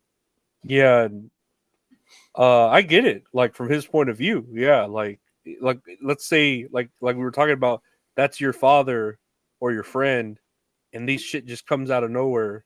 Not really out of nowhere again, but it's like, oh, that's my friend. Like I shouldn't just ignore them or throw them under the bus too. I should kind of just be there for them. Mm-hmm. You know what I mean? Like how he's saying, "Hey, I'm here for you. I can't really help you fight this battle, but I'm here for you." You know what I mean? Mm-hmm. And I think a lot of people, especially like fans on the outside of everything, they automatically go to the negative. Like John Cena's a fucking piece of shit for supporting Vince McMahon. Yeah. And I don't know if you saw it, but I saw like people already talking shit about John Cena. Is like, oh, Randy Orton's a better champion than you because you agree with Vince McMahon, whatever. And honestly, let me see. From the stop comment you're just showing right now, Cena obviously still feels kind of a way about Vince, and he's trying really hard to respect that friendship. With that said, still showing that respect in public can come with some negative consequences. That's his gamble, though, and I agree with that. Yeah, honestly, yeah, pretty that's much true. And I agree with Cena too, where it's like, fuck, like that's your friend or like that's your father figure. It's like to just turn your back. It's like to just turn your back on them, like to be like, oh, you motherfucker, you piece of shit. Like, how could you? Where Cena's trying to take like a reasonable and logical way of dealing with the situation, but he's still gonna get like some flash for it, Yeah, definitely. Because I mean, you could say he's handling it in like a Christian or Catholic sort of way, like, oh, I'm their friend. Let me see, if I'm there for them. It's terrible the stuff that's going on, but that doesn't mean he's less of a friend. But I'm just gonna be there for him because of course, he needs someone. I don't know, like. I'm sorry. Giselle just texted me, Abraham. Yeah, and yeah. I was like, what the fuck? And then she goes, the guy from The Walking Dead that looks like Sheamus. That was so long ago. I just saw my phone right now. I'm so sorry. Bad No, when timing. you said Abraham, I was like, oh, I know exactly what she's Oh, talking shit. about. I didn't think she could hear me from over there. It's so funny, man. No, but I don't know. Like, yeah, I get both those points of view where it's like, everyone seems to be trashing Vince McMahon, or say, like, it's like the media's asking this question, wanting wrestlers to trash Vince McMahon. It's a loaded question. It's like, well, what do you think of your boss who's giving you so many opportunities and catapulted you into stardom for these accusations? Do you hate him? And it's like, that's a loaded question. Like, it really is. And, yeah, you're just there for like, what, a 15-minute interview. Like, yeah, and it's a loaded question because it's a catch-22. Because if I say I'm against him, it's like, well, he's your boss. He did all this for you. You're saying So you never liked him, and then it's like, well, I mean, he's my boss. He did this for me. So you're saying you liked him? You're saying, you and support him. You support him shitting on women's heads. it's a loaded question. I think these wrestlers are doing their best to answer it and to not answer it. And yeah, it's like you already have all these people talking so much shit about John Cena, where it's like, I feel like there's more reason to be upset about Bruce Pritchard's response because he just sounds guilty as fuck. Yeah. Where, like, there's Bruce Pritchard, he sounds guilty as fuck. You have Randy Orton over here who is like just really just heartbroken about the situation, like giving a genuine response. And then you have Cena who falls in the middle, where it's like you could tell like he's devastated, he's upset with the situation. He's torn, yeah. But like what most people don't do is they don't see both sides of the situation, with what evidence they're given, where it's like you say, they're allegations, but they're really bad fucking allegations. And like how we said multiple times, we're not gonna put this past Vince McMahon, but to go after John Cena because he's trying to be logical about it, that's where I'm like, okay, dude, like that's like you said, it's a catch-22. Yeah, like no matter what you do, like you're gonna get in trouble for it at this point. And then, like you said, it's. I mean, yeah, there's a lot of proof. We've seen a lot of proof. We're pretty sure that he did do these allegations, but it's still not. He still has his time in court, so I feel like the wrestlers should be allowed to say, "Well, let's wait till after court, and then we can talk." But of course, that's going to get them in trouble too, just like the Bruce Pritchard. I'm not at liberty to say because these are ongoing accusations. So again, like they're doing their best to be human about it. Like Randy Orton, John Cena, like, hey, like he helped me so much, but it hurts to know this. And I'm more confused and hurt than angry and upset, or you know what I mean? Yeah, like a lot of fans, they need to take into consideration. It's not only Vince McMahon and the woman who filed the claim. Like, it's everybody who partakes, like, who's within that bubble. And you think Vince McMahon's bubble is small, like Bruce Pritchard, Michael Hayes, John Laurinaitis. No, dude, it's the fucking superstars, it's the crew, it's the fucking directors. And then you added all of TKO. Like, it's a big fucking bubble. Yeah. And you have you like with John Cena, it's like, he genuinely cares because, like I said, like, he believed in him and, put the rocket on him, fucking shot him to the moon, 60-time champion, So it's sucks on everybody's part. Like, no matter what you say, mostly everyone's going to be fucking upset about it. Yeah. Someone's going to argue with you, whatever side you're on.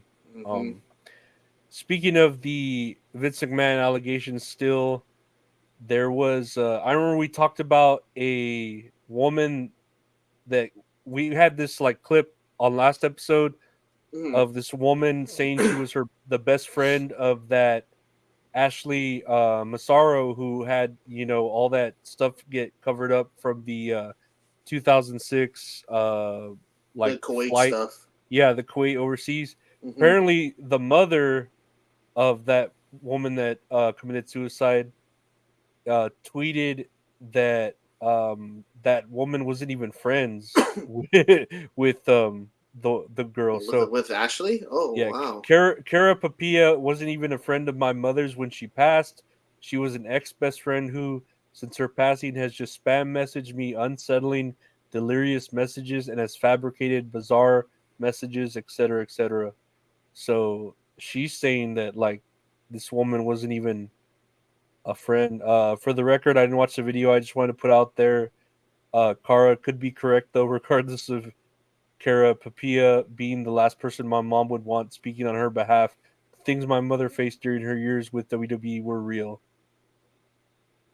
No one who supports the Massaro family, literally all that remaining is me and my grandma Barbara, who I live with, would go out to the media or news outlets. They would know it's against our wishes and her mother's wishes. So yeah, I guess Man. I mean, it doesn't take away that terrible story, but it just sucks that this woman is obviously trying to, like, profit off of it or get exposure for it, Yeah, dude. That's so ugly. And it's like, that's someone that you were close with before, that fucking killed them, so, and you're gonna take that opportunity to do that shit. Fuck off. Yeah. People are terrible. Yep. Even wrestling fans, and especially wrestling fans. Speaking of on a lighter-hearted subject here, I know you had sent me some stuff about AEW. Poor people don't like AEW. So this is a clip of Wardlow saying that he fucked up CM Punk body so hard that it's still falling apart. We can take a look at this clip. The best in the world, the real heavyweight champion. I beat his ass like nobody has in his entire career. His body's still falling apart from me. Man, yeah. Oh, we talked about this before. Why do they keep mentioning WWE? Yeah, they did it. Max Caster did it with Rhea Ripley, and then this, and I was like trying to see if I had another clip. Here's one of Max Caster. I think he was doing some sort of inside joke, and he fucked up on his rap. Uh-huh. Let's take a look at this. If it's even still up, yeah. Not to bring the fight like me, still savages. Not to bring the fight like me against management. These guys so mad they probably see red. You gotta. Still savages. What the hell? Yeah, he's just like Rowdy botched that. They probably see red. You gotta. Aw, man. He just botched that all Rowdy. We're live, pal. We're live, pal.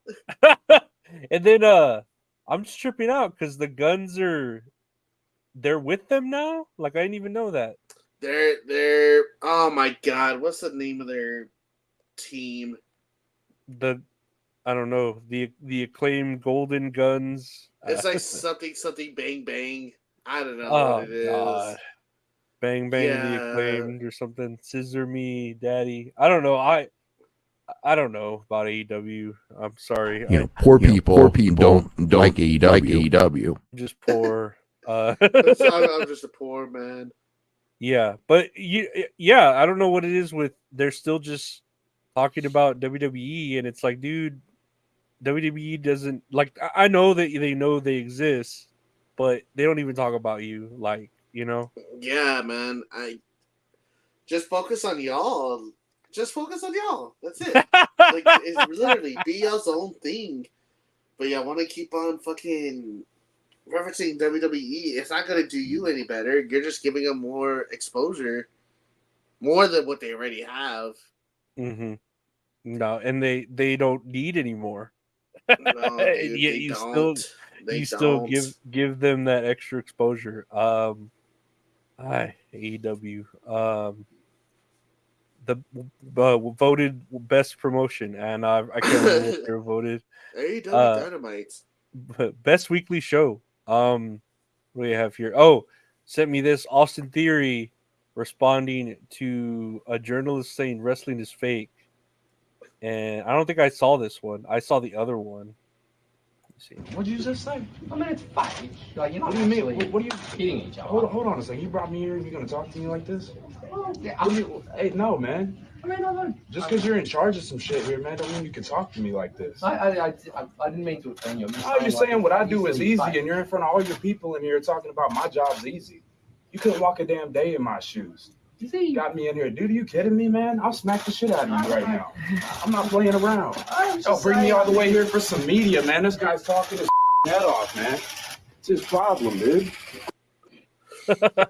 So after I sent you this, I don't know if it's true or not, but they were saying that this could be fake.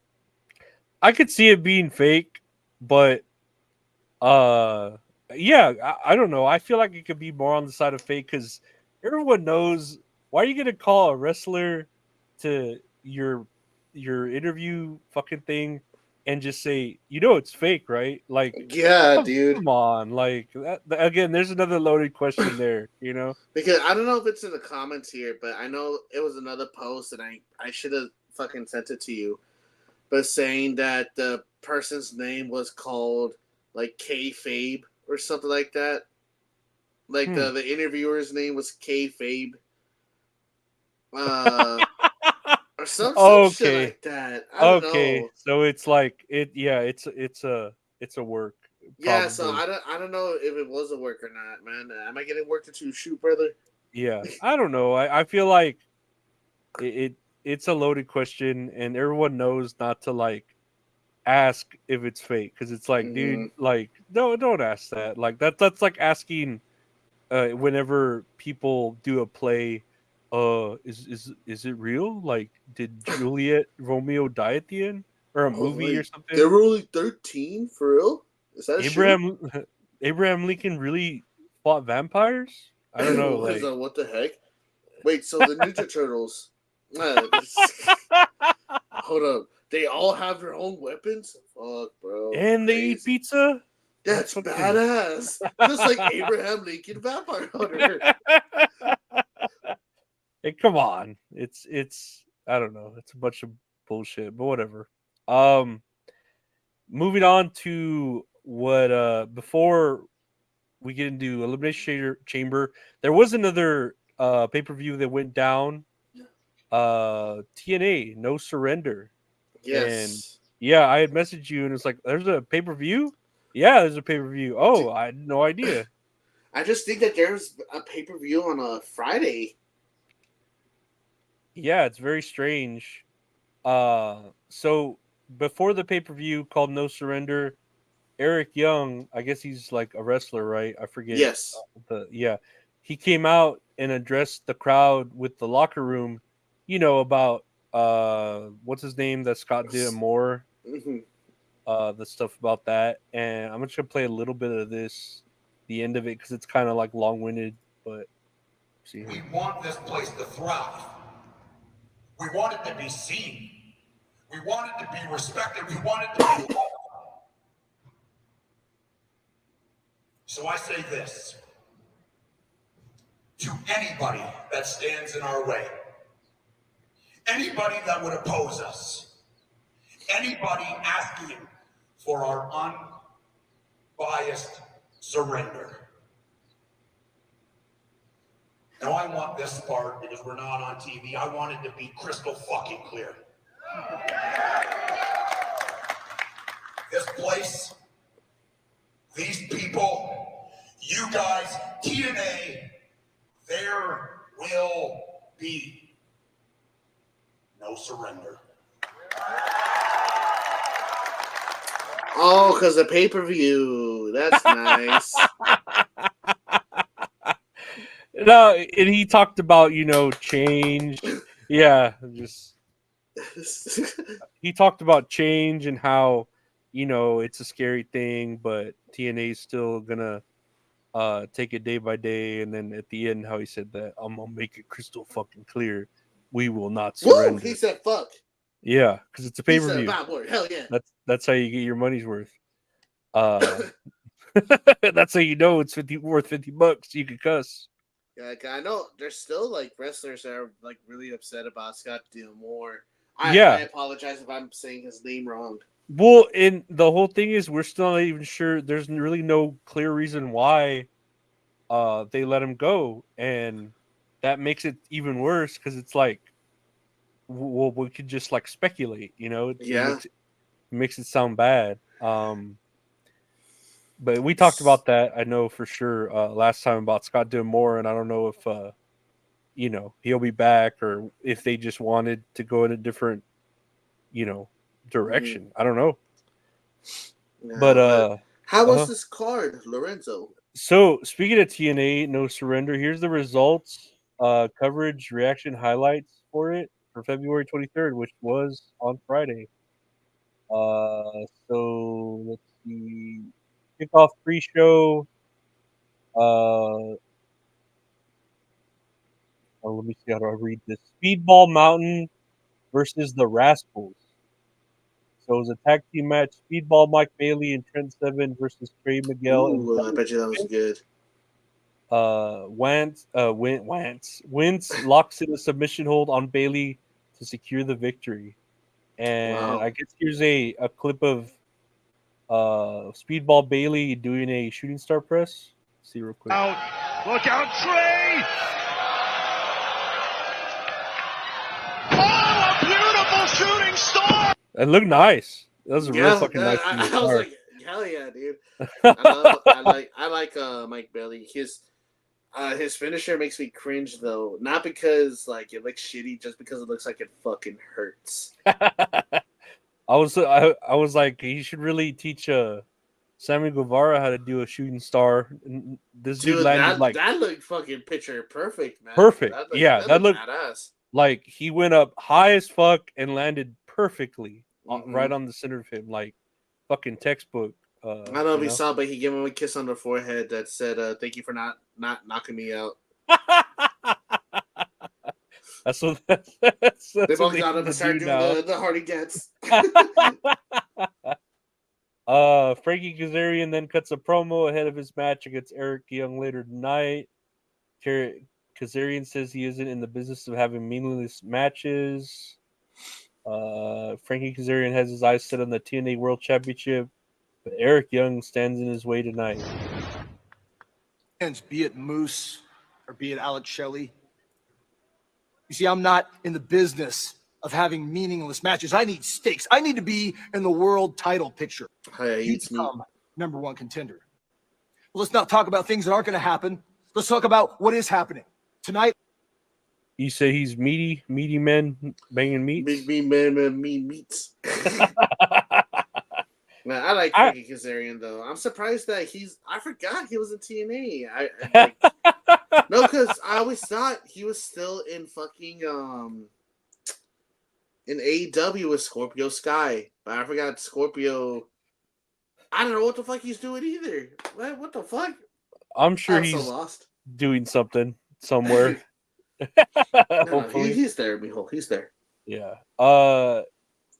Pre-show, The System, Eddie Edwards and Brian Myers versus Intergalactic Jet Setters, Kushida and Kevin badass. Knight. Kushida delivers a hip toss on Edwards, but is unable to tag Knight in because Knight has been taken out on the apron. Kushida then nails Edwards with a punt to his right arm. Myers and Edwards then hit Knight with a rooster cut Boston knee party combination. 1, 2, 3.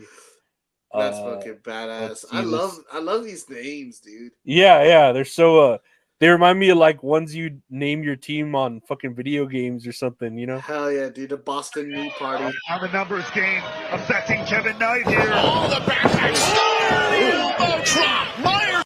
That was all right. What was his name in WWE? Who? Brian Myers, because he was the dude that lost all the time. Like he only won once. He had a 170 something record.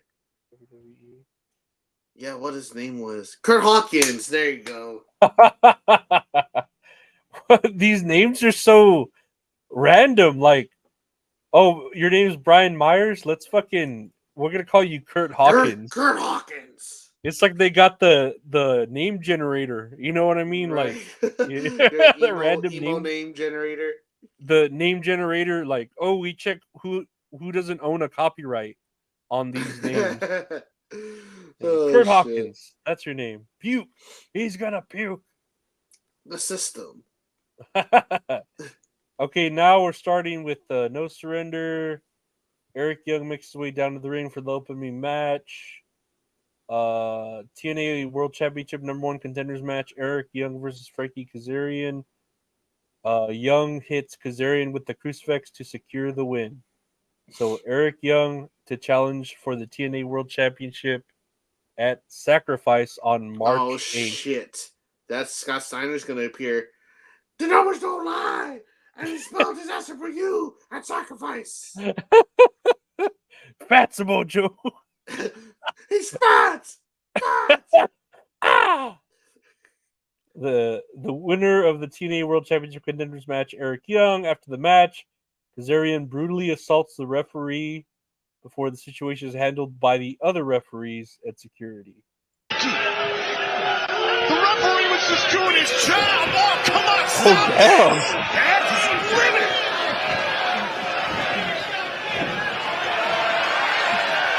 Oh, now look at this. All the referees and security running in for the band. You're bad. You're bad. No. It's No. like if you put an AI shit, it'd be like a lion on top of a zebra and all the other zebras coming. Oh my god. The first couple punches looked pretty hardcore, and then after that, I was like, is he like legit knocked out? dude, I was kind of worried. at least that first punch looked like, hey, I'm gonna nail you at least with the first punch, and then I'll soften up. But maybe he's like a wrestler in training. That's why he took those punches. Yeah. All the referees are like wrestlers in training, right? I think so. They live vicariously. Let's see. We head backstage where Giamilla interviews the grizzled young vets. James Hell Drake yeah. and Zach Gibson say they will win in tonight's best of 3 series finale against TNA World Tag Team Champions ABC. And when I was reading this, I was like, I thought that was like a filler, like insert tag team ABC. ABC. Guests at this time, the grizzled young veterans. Gentlemen, in just a few moments, you step into the ring for the 3rd match in a. They're pretty good, actually. Do you think? I don't know about that name, but again, like for the tag team titles, it's like these Grizzled names don't. young vets. Right now, we are grizzled young veterans. We have conquered all of Europe. We're never gonna stop. Second of this, Ace Austin, Chris Bay. The time's up, fellas. When you see you are they coming, grit your teeth. Yes. They remind me of. Have you ever seen what's it called? Law-abiding citizen with Gerard Butler. Your Honor, I'm just a law-abiding citizen. I haven't seen that movie in years. That line just cracks you up where they're like, "You killed the man," and he's just like, "Your Honor, I'm just a law-abiding citizen." And then he stopped the movie. So how was the movie? Yeah. There's the title. You said the title. The thing. He said the thing. I'm just a law-abiding citizen. No, I love that. That's fucking great. West Side Guns then shown at ringside for TNA No Surrender, and we get the entrance for the match, which is best of 3 series finale. I don't know who West Side Gun is. Is he a rapper? Joining us at ringside. It's a rapper. He's a rapper. One of the hottest names going today. They're like a team. I don't know. I just said rapper. They're a team of rappers. And of course, a huge wrestling fan, a longtime TNA fan. Okay, so they are like musicians. Oh, thank God. Yeah, they are rappers. No, Woo. Makes sense. That was close. TNA World Tag Team Champion Best of 3, ABC, Ace Austin and Chris Bay versus Grizzled Young Veterans, James Drake and Zach Gibson. I bet you that was a good match. ABC hits their 1-2 sweet finisher to secure the win. And ABC win. That's pretty cool. Graphics. Yeah. I don't know. Yeah. Yeah, good for them. I'm happy for them. That's cool. The winner and still tag team champions. We then head backstage where Steve McMahon is hyping up the Rascals until Speedball, Mike Bailey, and Trent Seven try to ambush them. Let's see. That was a good piece of business. That was Making everybody get pinned, like anyone. Period. popping smoke, stacking bodies. We've seen here in TNA again. That's a lie. All right. They're the fucking goons from A Clockwork Orange. Just drinking milk Drinking milk and causing a ruckus. and just having sex with like mannequins or whatever. I don't know. It's been a lot since I see the movie. Yeah, me too. I think I've only seen like the first half of it. I think I fell asleep. I don't think you're missing much. It's just a weird movie. Yeah. Singles match: PCO versus Khan. The match starts with PCO Khan. Okay, Khan then grabs a steel chair and hits PCO, and that is a disqualification. Ah, Big Khan is destroying everything in his path. I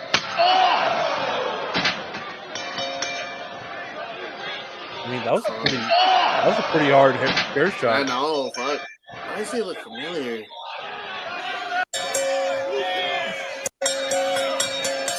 Oh my God! Wait a minute. Well, Khan's got a hold of PCO.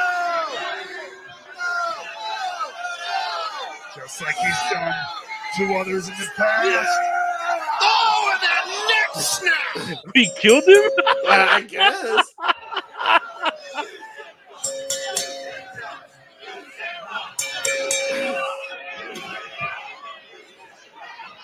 And I don't believe there's any controlling these two chairs on the bell only once. Oh shit! He's like, stop bringing that fucking bell! Oh my God! Damn. Rhea getting out of here. We already had a whole. So he just killed a buried man. him under the chairs. Yeah, he buried him under the chairs. He killed a man. He broke his neck. I love Snapped wrestling. it. Hell yeah. I can't believe it. Why are people canceling this match? He killed someone on a pay-per-view event. This is worse than what Vince McMahon's done. He legit killed a man. There's proof. This is murder. This is There's live video execution. proof in front of your eyes, Your Honor. In front of thousands in attendance. PC Hugh is not human is out. Not again here, Tom. Did he do it again? Defenseless. Oh. I was like, he's gonna break his neck a second time? Oh my God, not this, not this, not this. The steel chair wrapped around the head and neck. Oh, the neck snap again by Khan. That's too brutal.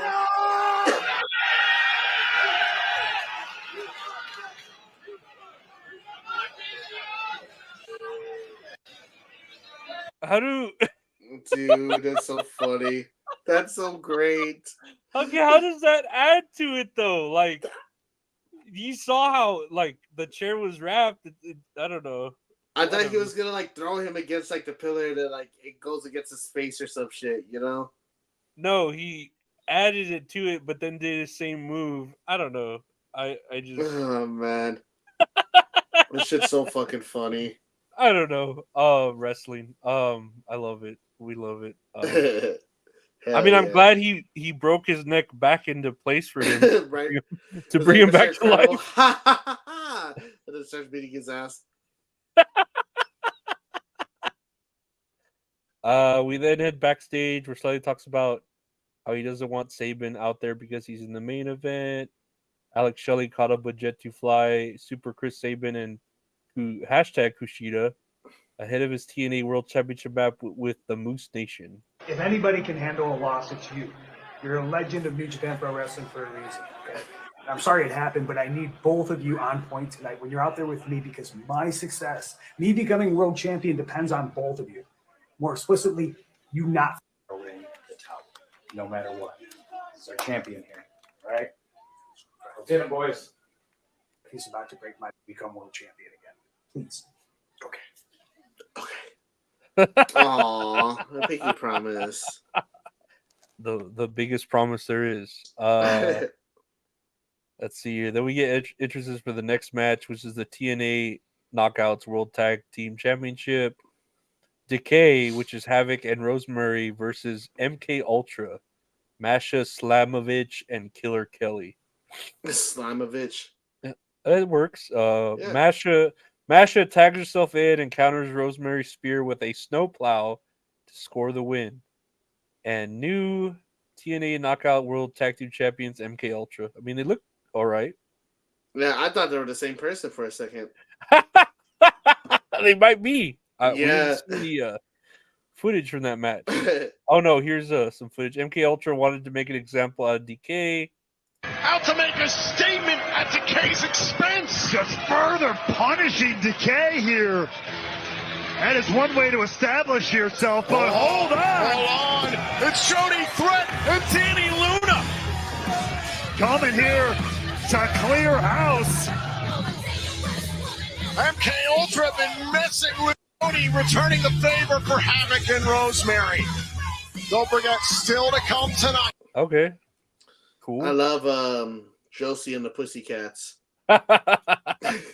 That's that My Little Pony Friendship is Magic. Oh no, I haven't seen anything My Little Pony.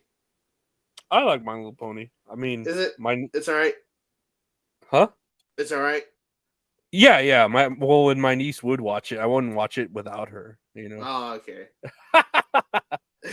Let's see. We then head backstage where the system discussed their game plan. TNA World Champion Moose says he cannot throw in the towel under no circumstances. We get a singles match. The Walking Weapon, Josh Alexander versus Simon Gotch.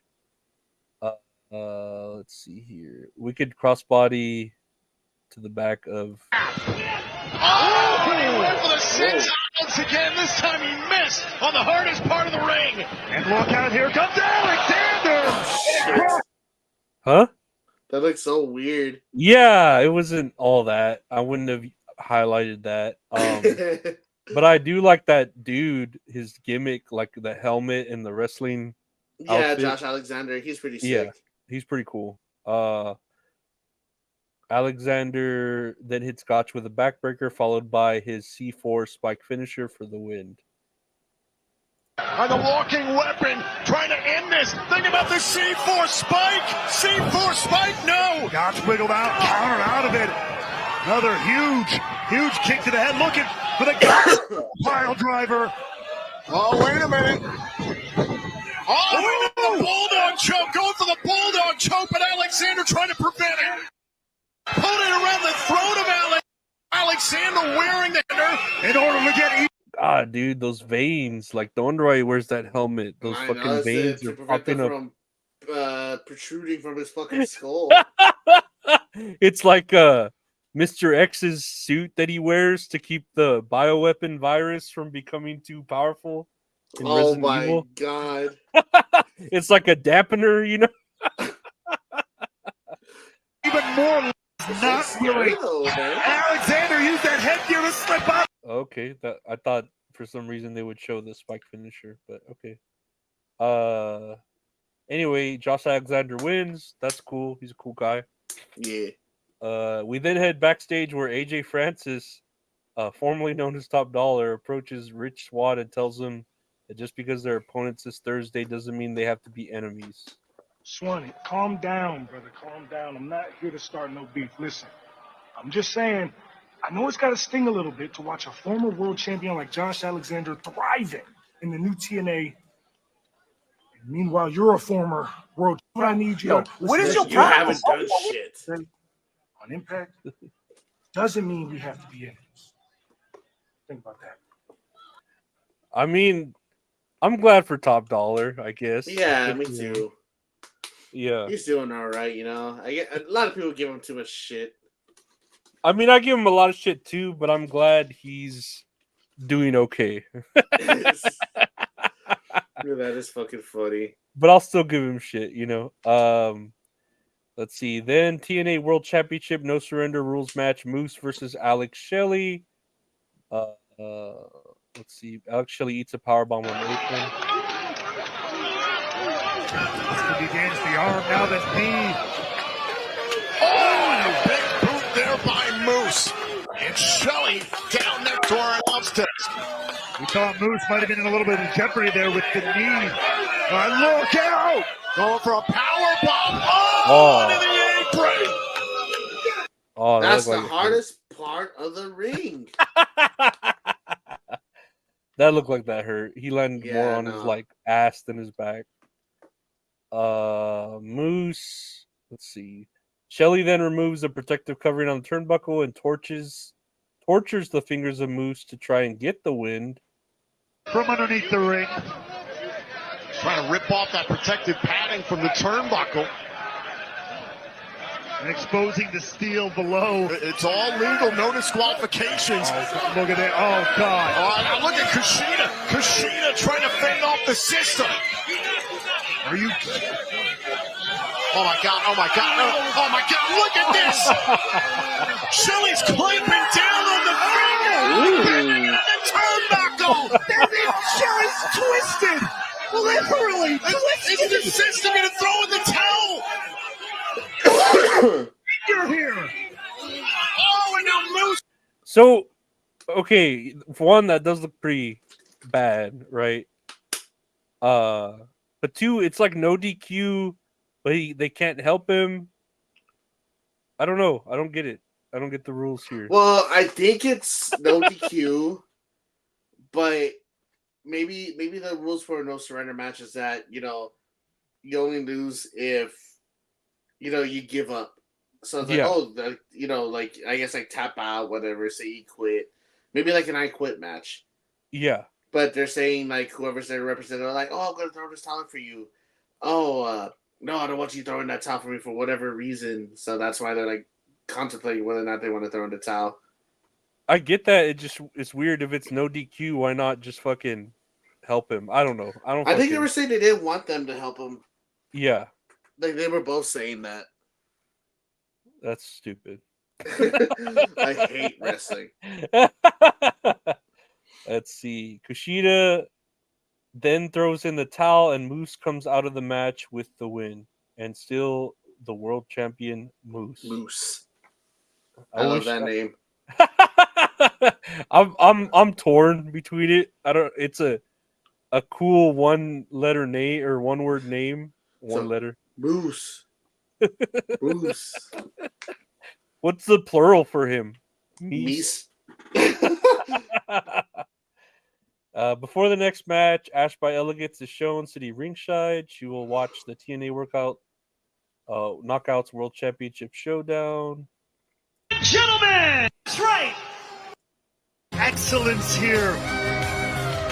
Developing a habit of going ringside for Knockouts World title matches. All right, that's cool. Cool. Good for him. World Championship match: Jordan Grace versus Giselle Shaw. And Spanish Fly. I saw the phone here. She's thinking about the juggernaut driver out here on the ring apron.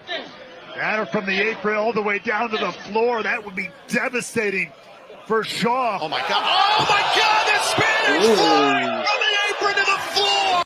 That looked good. I just don't understand the move. Like, it reminds me of the Canadian Destroyer. Like, you need too much help from your. Yeah, you need too much help from your opponent to fucking do it. But it looked devastating. I don't like that. Fuck yeah. Their outfits match, so I can't really tell. Well, I can tell who's who. Jordan Grace is the little.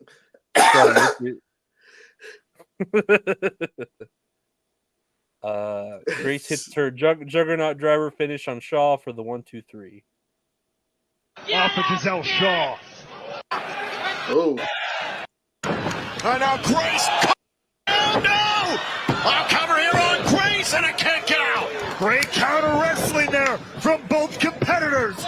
Great kick there by Shaw. Grace is staggered. Oh, back elbow. Oh, knee strike by Grace. Spinning back fist. Is it time? Juggernaut driver. No, look good. Get out, Jordan Grace wins after the match. Ash by Elegance leaves the Impact Zone. Head backstage. Jake Something will be watching the X Division Championship closely.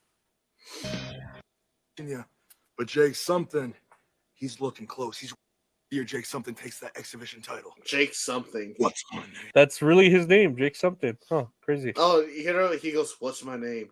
And people, Jake Something. That's actually pretty funny. That's good. That's pretty funny. Yeah. And TNA X Division Championship match: Chris Sabin versus Mustafa Ali. Oh, I think that was he was a TNA. Yeah, that was like the big reveal that he showed up, and let's see here is Mustafa Ali and Chris Sabin. And all those messages he sent. He has a point. We talked about the incredible record-breaking reign of Chris Sabin 10 times. What that means, it is true. Like it or not, the fact of the matter is there in black and white. It means he's lost it. I don't know, man. They look pretty even to me. Well. Oh. Tonight could be a record-breaking night. All right. We get it. We can. We do flips. We get it, you vape. 450 to the arm of Chris Sabin. And now it's Ali to the perched arm? up on the top rope himself. And look at this. Oh, the 450 to the arm. I think you could have just kicked it or done something else. Let's see. Ali goes up the top rope and hits his 450 splash finisher for the win. Hey, and good for him. TNA Division Champion Mustafa Ali. After the match, Ali celebrates, and the title No Surrender comes to a close. That's it. That was TNA No Surrender. Sounds all right. Yeah. It sounded like it was worth the money, and I don't know. I mean, how much is it for the pay-per-view anyway? It's either 40 or 50. I think it's like 40.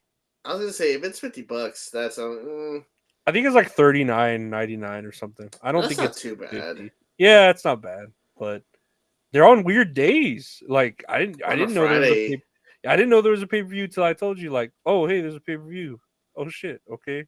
Nice. I ain't gonna watch it. No. Yeah, I have work. I'm busy. But let me go here. Speaking of sporting, no, I don't know what it was like trying to do here. Speaking of 450s.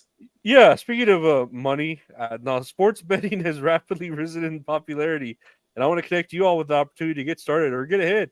Having multiple sportsbook accounts is the most simple way to maximize your profits. There's never been a better time to sign up. When you visit our page, signupexpert.com/TAK, you'll be connected to all the sportsbooks in your region, along with a review of each platform and its unique benefits. All these sportsbooks have valuable sign-up offers for new users, and when you register through our link, you will automatically receive the top offer at each one. When you use multiple sportsbooks, you ensure that you can always access the best available odds, which is key to successful sports betting. If you want to take advantage of these benefits and support our brand, please consider signing up for your next sportsbook at signupexpert.com/TAK. That's signupexpert.com/TAK. Thank you all for signing up. Check it out. It's fun. Gamble responsibly. No, Please gamble responsibly. That's okay if it's not responsible for those who fall into gambling debt. Yeah, we are not. What is it? Where is it? Hold on. You know, poor people don't like AEW. We're poor people. We don't like AEW. Let's see here. But going on to what we were here to see, whatever the moment of truth. And I don't know. So, Elimination Chamber came up. I don't know. Did you watch that pre-show that they did on? Was it Thursday or Wednesday? I don't remember what day it was. But they had like a live pre-show, kind of like that one in Las Vegas. Oh no, I did not. So I watched it because I was like here doing something on the computer, and I saw that it was and it was pretty cool because it was like that press event in Las Vegas. It was right in front of the stadium, and it was pretty much like that Las Vegas press event. It had Triple H come out, Grayson Waller come out, Michael Cole, and I think Corey Graves were there, and they were just saying how, oh, it's lovely here, it's hot, we got to, play some didgeridoos and mess with koalas and stuff. Mm-hmm. And they had Bianca Belair, Rhea Ripley, Tiffany Stratton, Nia Jax, Logan Paul, Kevin Owens, Seth Rollins came out. So it was cool, a nice like hype up event, to hype up the pay-per-view. And I know Michael Cole said this, and you had mentioned it, or you had sent me this, but he mentioned it too, that about Pirates, that Michael Cole says Pirates affected plans for Elimination Chamber, a structure which took over a month to get here. Originally was supposed to ship through the Suez Canal, but Pirates ended those plans, so it was sent to Miami, transported via truck to Los Angeles, taken by ship to Sydney, and then by train to Perth. That's fucking. He mentioned this on the stream. Yeah, he mentioned it at that event, and then on the stream too, how Pirates affected it getting there. I guess they had to ship it like the other way around, I guess. The world. Yeah, so I guess the Suez Canal. Oh man, I'm bad with history. I'm trying to think of where that's at. So they're trying to ship it off from Miami, is what. See, it's in Egypt. So where's Australia? I guess Australia's. Oh, here's the canal. So I guess they were trying to ship it through here or something, and I guess Pirates took it over, so they had to go like the opposite way, I guess. Yeah, I guess because I don't think they came across Pirates. I think it was just in fear of Pirates. No, like the Pirates halted all shit there, I think. So they had to go like the other way, Mm-hmm. That's so I think crazy. Yeah, that's very odd thing to hear about. And I was like, what the fuck are they gonna do with an Elimination Chamber? Like, I don't get it. They could build it there. I I was about to say they could build an elimination chamber there out of bamboo or something, like some Right. Australian, like a Punjabi prison match. Punjabi prison match. Hell yeah. You sent me this here. I wanted to get into it before Elimination Chamber. Big Bronson Reed, full disclosure. Originally, I was set to be at a WWE Chamber, and there's a little Rhea Ripley fucking That's emoji funny. for it. I like that. It would have been an incredible moment. Unfortunately, plans change. Everything happens for a reason. My wife and I had our baby early. I mean, I don't think he had it. He's still pregnant, right? How fat he is. I was supposed to miss the PLE to make sure I'm here for my family. Thank you for all your support. To all my friends and family who had reached out to Triple H for guiding me. Now I'm not just big, I am big, Papa. That's sweet. A lot of people fat. He's fat. Bronson Reed's fat. I can't help it, he's fat. No, I have nothing against Bronson Reed. I haven't really seen. I've seen a little bit of him, and he's cool. Oh no, he's pretty good. I like Bronson Reed, and congrats to him on his little baby one. Oh yeah, no, it's great. I just don't get. He would have just been in Elimination Chamber, so he probably would have just lost, right? Yeah, because I think from what I heard, I don't know if we have the post, but supposedly if Seth Rollins didn't get injured, it would have been Seth Rollins versus Bronson Reed for the championship. Which I think I would get behind. Honestly, that sounds pretty nice. Yeah, no, but I just don't see. They were really going to push him that hard until like. I think push him, but not to like where he would. That's a pretty win. big push. I feel like. I don't think he was gonna win because I think like they still wanted to do CM Punk versus Seth Rollins. But like how they both got injured, it's like so they switched the plans. Because it was probably like CM Punk was supposed to be an Elimination Chamber match. He wins. Seth Rollins beats Bronson Reed, and then boom, that's your match at Mania. Yeah. Okay, so he was gonna be just part of the event. Okay. Yeah. So I don't think he was gonna win. But Rhea Ripley, she was champion. Like she was obviously gonna win. Oh yeah. You have the whole event was created around her. Oh yeah, dude. It's like, oh god, how are you gonna win against Nia Jax? God forbid. No, this is a pre. How would I call it? Rhea, a premium live event. Hell yeah, nice. Yeah. Yeah, I guess that works. Okay. So let's go to the Elimination Chamber results. We'll go through this real quick because we watched it and it was like, It was an okay pay-per-view. It wasn't. It was okay, but like you said, you had fallen asleep through it. I think at the end, what's the word? I kind of like fell off of it. Even at the men's Elimination Chamber, I was like, Yeah, I had to go back and rewatch the men's Elimination Chamber and the main event because I fallen asleep. Like we just ate good over here, and I just knocked the fuck out. And did you see any spoilers like before you saw it? Because of course, like it was at 4 a.m. So did you see like you didn't? Mm-mm. I had already seen that Drew McIntyre won. Wait, and what? They had like they had a double graphic where it was like what's her name? The man? Regis. Oh, Becky Lynch. Reggie. Reggie feels me, the guy from Nintendo. Doug Bowser. They had her, Becky Lynch, and then Drew McIntyre saying they both like won their chamber matches. Okay. So I saw that. I got spoiled for you. Yeah. Well, I was like, whatever. But so they had this first match, the Kabuki Warriors versus Candice LeRae and Indy Hartwell. I didn't know they were called the Kabuki Warriors. I thought that was pretty racist. Was that I don't even know what I don't know what Kabuki means. You know what? We have the internet, right? What does Oh shit. The Kabuki mean? Traditional Japanese drama. Oh, okay. It's theater. Yeah, okay. Okay. Because I think that's how they dress up, like, like with the mask and like the big gowns and stuff, the umbrellas. Okay, it's racist. So yeah, it is racist. No, I'm just kidding.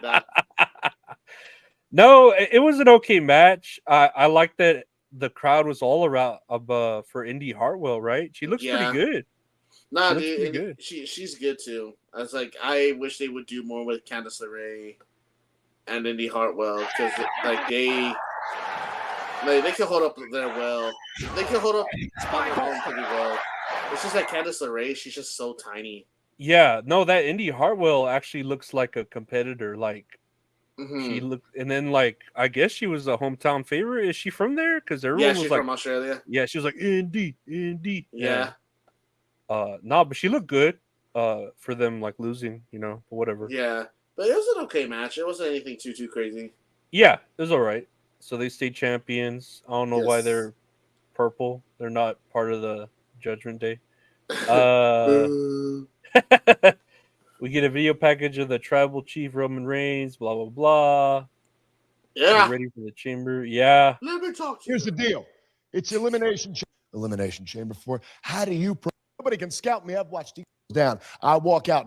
There can be no other way, and that's not an insult. That is just a fact of life. Whose game is it? You already know. Yeah. He's so good, dude. It's amazing. He reminds me of The Rock. He's just like prime Rock. Like, hell yeah. Yeah. It's not bad. It's just he just reminds me of The Rock. Yeah, I'm over here big cheesing. Let's see. The women's chamber, Becky Lynch, Bianca Belair, Liv Morgan, Tiffany Stratton, Naomi, and Raquel Rodriguez. And I was trying to think of what were your like favorite parts from this match? Tiffany Stratton. Yeah. No, she was good. There was some other, I can't remember what. So Naomi was pretty good in it too.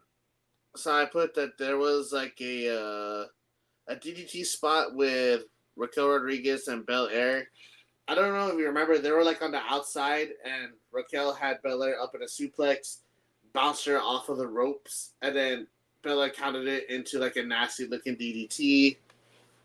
And then Tiffany Stratton did a giant swanton bomb from the top of the pod onto the Belair, and I think it was Raquel. There was a spot with Raquel Rodriguez. She was laying on the. I don't know if you remember. She was laying on the top ropes. Yeah, like this. This spot was pretty rowdy. Dude, I know. Oh, it's a little bit back. Wow. I didn't realize Liv had been lurking atop the pod. Dude, yeah, I was like, oh, shit. We can only wonder what evil she has in mind. Wow. It looked as safe as you could do it. That spot. But that still looked painful, dude. Yeah. She made it look pretty rowdy, and I was glad for Raquel Rodriguez. You could tell she's going through that like skin stuff still. Oh yeah, her skin was like flaming up, right? And she just looked off. Like, I don't know if she wasn't wearing makeup or she was wearing like. No, she looked different. I think she wasn't wearing that much makeup. Either not wearing makeup or wearing like anti-makeup. I think she probably just had like eyeliner and that was it. Because I guess she didn't want to put makeup on and it caused like the flare-ups, you know? Yeah. But like, that sucks that she has that eczema. Yeah. But I'm glad she's back. Yeah, me too. Yeah, because she was pretty good in the match. I have that she did what's her move called? Tahana bomb, right? Yeah, something it's like that. She did a power bomb to Belair into the ring, and then she sold it all crazy, like fucking rolling all crazy. And then she did a double Tahana bomb to Becky Lynch and Liv Morgan. There was a lot of like double pins. Like they kept trying to pin two people at once. Three people at once. Honestly, the MVP for this match, I thought it was Tiffany Stratton, because she was doing a lot of good stuff. I think this is like her 5th televised match And for the 5th match to be fucking inside of Elimination Chamber, they must really trust her, you know? Yeah, I agree with you. Tiffany Stratton was probably the best thing of this. And, I've been watching because I don't think I've ever really watched an Elimination Chamber pay-per-view. I've just seen like bits and pieces. And I watched like the older chambers. Oh, And man. that outside of the chamber, it looks so hard. Like now it's soft as fuck. Like it's Dude, I think a lot of wrestlers who wrestled in the old ones, they said they fucking hated it. dude, yeah, because you can tell just taking like a backdrop or something on that old chamber floor, like it Mhm. looked like it hurt. You could tell they didn't need to sell it. Like it hurt bad. Yeah. And now it's like padded flooring, like it from a daycare and shit on that. Back in my days, it used to be real shady, and it fucked us up. Well, did it hurt? Well, yeah, it did. Well, it's a good thing they don't do that anymore then. So next after that, we get the Undisputed Tag Team Championship, the Judgment Day, Finn Balor and Damian Priest versus New Catch Republic, the Bruiserweight P Dunne and the big strong boy Tyler. I like Bate. that's your tag name, You Catch Republic. I kind of like that. Yeah, I don't know. I don't really get it. And the dude, this was an okay match, but that dude looks like he's just wearing underwear. Dude, I think it's just because he doesn't have knee pads. I think that's the main thing. He just looks like when I was a kid, when I would go outside, like to throw, you go outside like to throw the trash, so you put on your shoes, but you're just wearing your underwear, and it's like early in the morning or late at night. Dude, that's fucking funny, man. Dude, but I love Pete Dunne and Tyler Bate. They're so fucking good. They were good. I only have 3 notes here. Mm-hmm. Is that everyone hates Dominic? Yeah, I was about to mention that, dude. They were booing so fucking loud. Everyone fucking hates Dominic. Yeah. Honestly, I really like this tag match. I thought it was good, and I think it could have been better if the crowd was more into it, because I think the crowd this whole night was just bored. Or like they seemed interested, but they weren't like super like, oh shit. Yeah. They were like, waiting for other matches or something. Yeah, like I don't know. Those are my 3 gripes about it. And I think supposedly I think they said that Finn Balor broke his thumb in this match. Really? I saw him holding his finger like Rowdy at the end. He did his coup de grace finisher, but I think he landed it wrong on his hand. So like his thumb was like just bleeding all from the top, like all crazy. I thought he was just selling because that dude, they kept like stepping on his hands, right? And Yeah, I thought he breaking was it. just selling that for some reason. But Dude, I thought it was a good tag match. I just wish the crowd was more into it. If Yeah, the crowd's no, more into it, then I would have been more into it too. was good. Let's see. This I missed on purpose. This was The Grayson Waller effect. I think I had it on, but I wasn't really paying attention. My niece probably walked in, but it's like they all just fucked with Austin Theory. He was being a heel, and they all just kind of like, everyone was all about Grayson Waller because he's there doing a shoey and all that shit, and they just loved him because he's Australian. But I think they just all dogpiled on Austin Theory. So okay. Not bad. I'm kind of miss Austin Theory being where he was a year ago, but that was all Vince McMahon. So, yeah. He's still trying to get there, man. He'll get there. He's good. He'll get there. Yeah, no, I'm rooting for him, honestly. Yeah. Let's see here. And then we get the men's elimination chamber. Drew McIntyre. These nicknames, I gotta start reading. The Scottish Warrior Drew McIntyre versus the Viper Randy Orton versus the Almighty Bobby Lashley versus LA Knight versus Kevin Owens versus Logan Paul. And I don't know. I really didn't feel this match. No? I don't know. I think my favorite part of it was maybe Randy Orton. You know, I legit thought he got injured bad. really? I thought so too. I thought he did from like the beginning because he was like selling his back the whole fucking time, right? Yeah. Yeah. The only things I put as it was pretty hard hitting. I liked it, like especially like toward the end.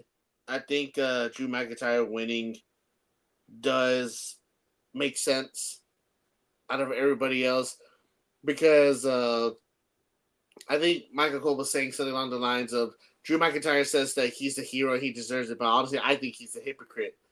And I'm like, that's what exactly like what he's going for, and I support it 100%.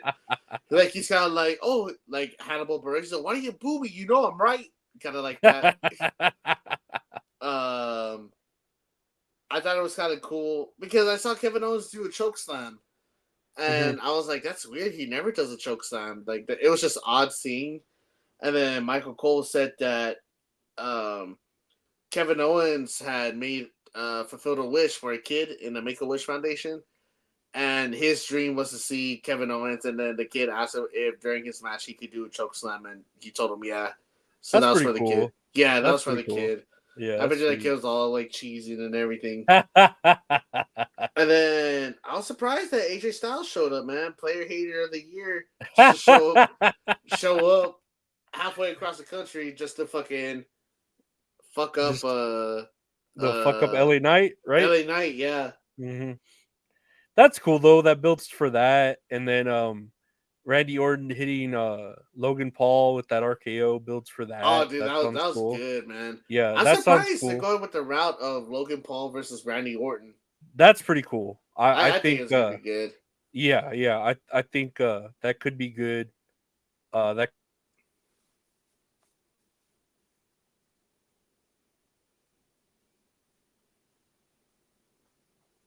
Lorenzo? Oh, my lag. A little bit. Yeah, okay. You're back on. Okay. Yeah, I feel like the Randy Orton Logan Paul thing could last for quite a bit. Yeah, I think so too. And I'm thinking the one thing that I'm concerned about is like where does Kevin Owens, Sami Zayn, and Gunther that scared the fuck out of me. Like, oh no, it was the fourth kind. Ooh. Oh shit! I know that's kind of spooky. You know what? Is I'm that gonna lay that down. The fourth one? You have the the trilogy box set with the fourth one. The first kind, Yeah. third kind, yeah. The second kind, we're back.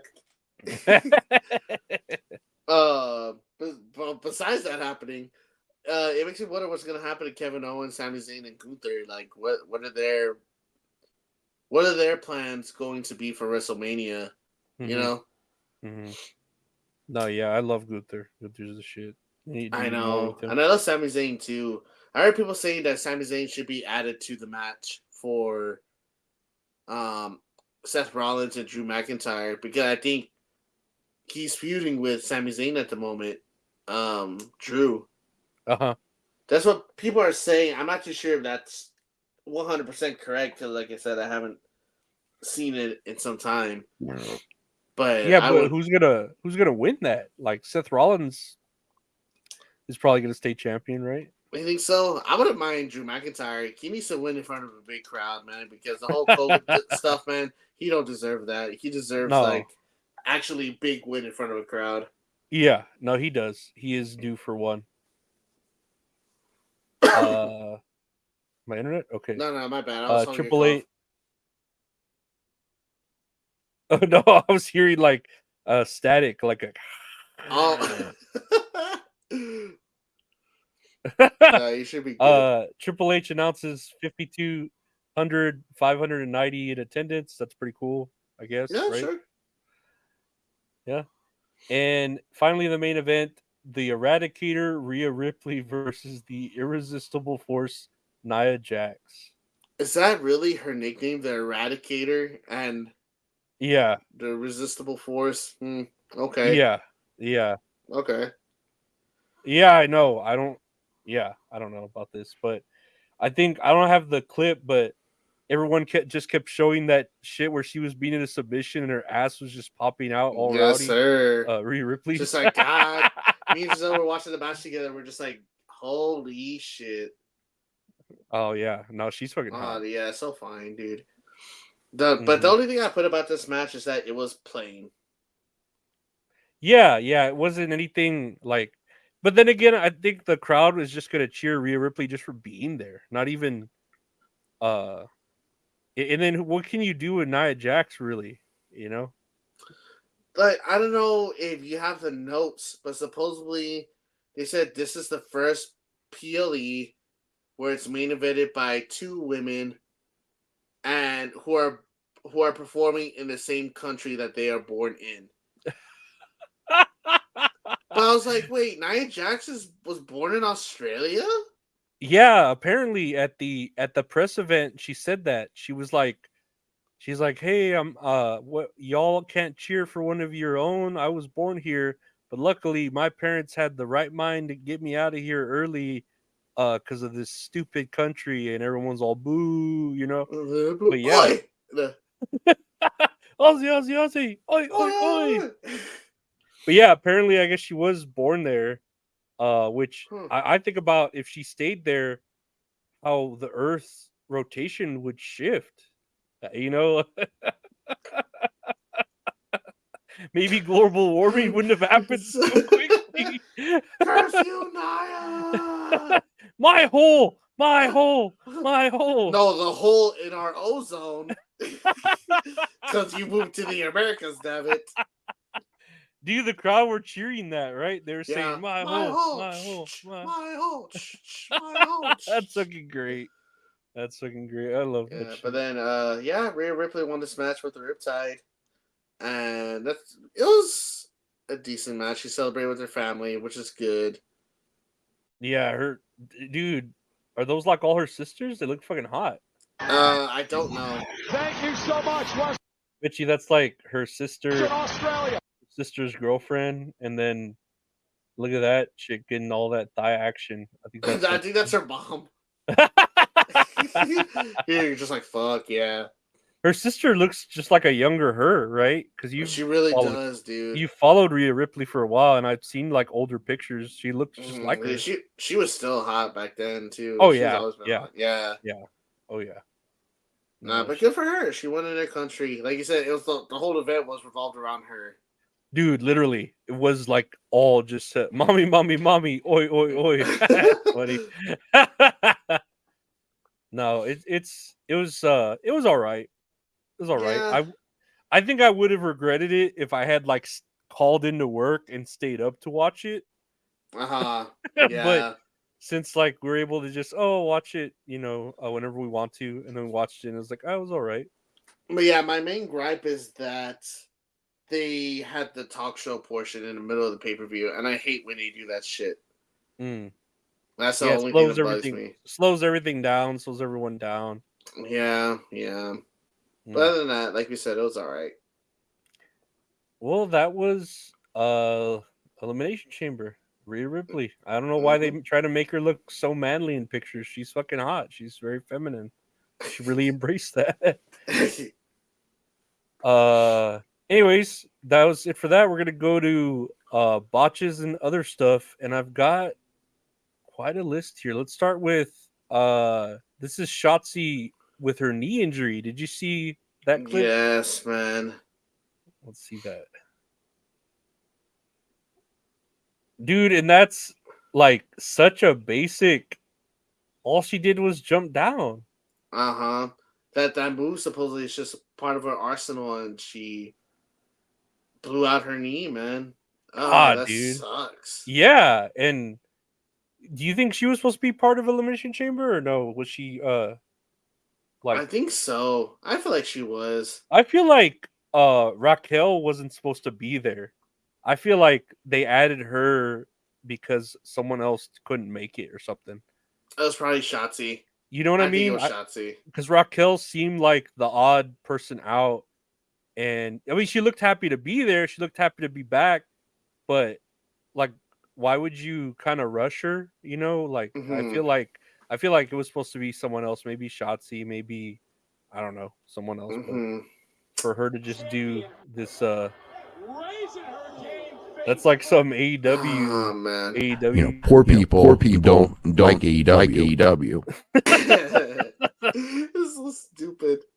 So yeah, that's I mean I wish her well. I hope she's gets better fast, Yeah, but that was shitty way to fucking hurt your knee. I think she said 9 months she's gonna be out. God, dude, for that spot, God.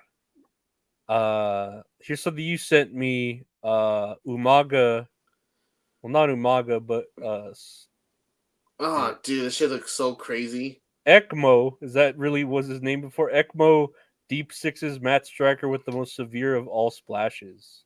As Frank Sinatra said, the end is near. And so he's faced his final curtain. Oh my God! Yeah.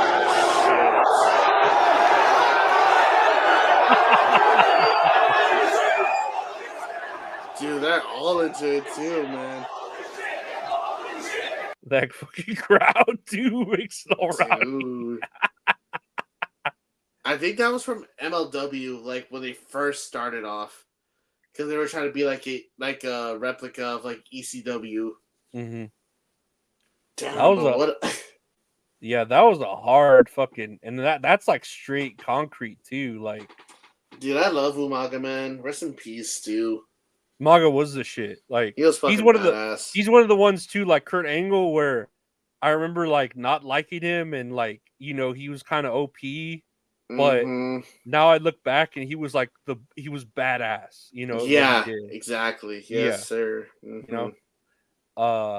Let's see here. This next thing, since Australian, here's wrestlers and koalas thread because of the Australian pay-per-view premium live event. Remember, he looks like a type that grew like a really big potato, and like he's holding a potato and be like, and he's so proud of like how big this potato grew. I wish he would have brought a mask for the koala too, so it would have. The koala's wearing one too. Yeah, or if he put a towel on his head and just put this mask on the koala. And just put like 2 little dots for the eyes, and the koala's just like looking around like that.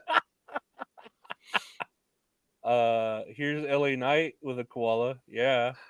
Yeah. Here's Kevin Owens. Oh, you saw that clip too of him walking in. Yeah, with just the koala, bringing right? him in. They were like, "Is he adopting him?" And I'm like, "Have you not seen The Simpsons? You can't fucking bring other animals from fucking other countries." Yeah, it's like they're gonna kill it. Like it'll ruin the ecosystem. Yeah. Balance. Yeah, man, it's gonna fuck everything up. The Simpsons are right all 90% of the time, They're always right. They've predicted. Mercedes, a brief koala, but Mercedes takes precedence. Okay, I guess she's hanging out with. Okay, Mercedes. I don't know. Hell If this is an ad. I don't know how that ended up there. I don't know.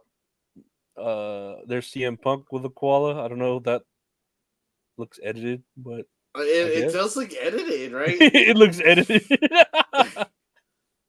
Here's a fucking... Dude, he looks like he actually tames animals. I was about to say, here's Steve Irwin's brother with a fucking koala. Dude, Daniel Irwin, Brian.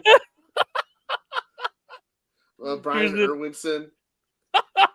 A native islander with a koala. I'll be surprised if he wasn't barefooted in this picture. And he's there with the didgeridoo.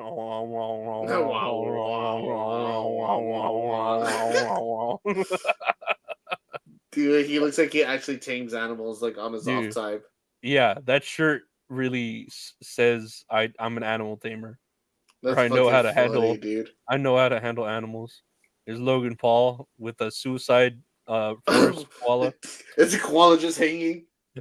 And he has a beanie like from Toy Story. The toys from Toy Story.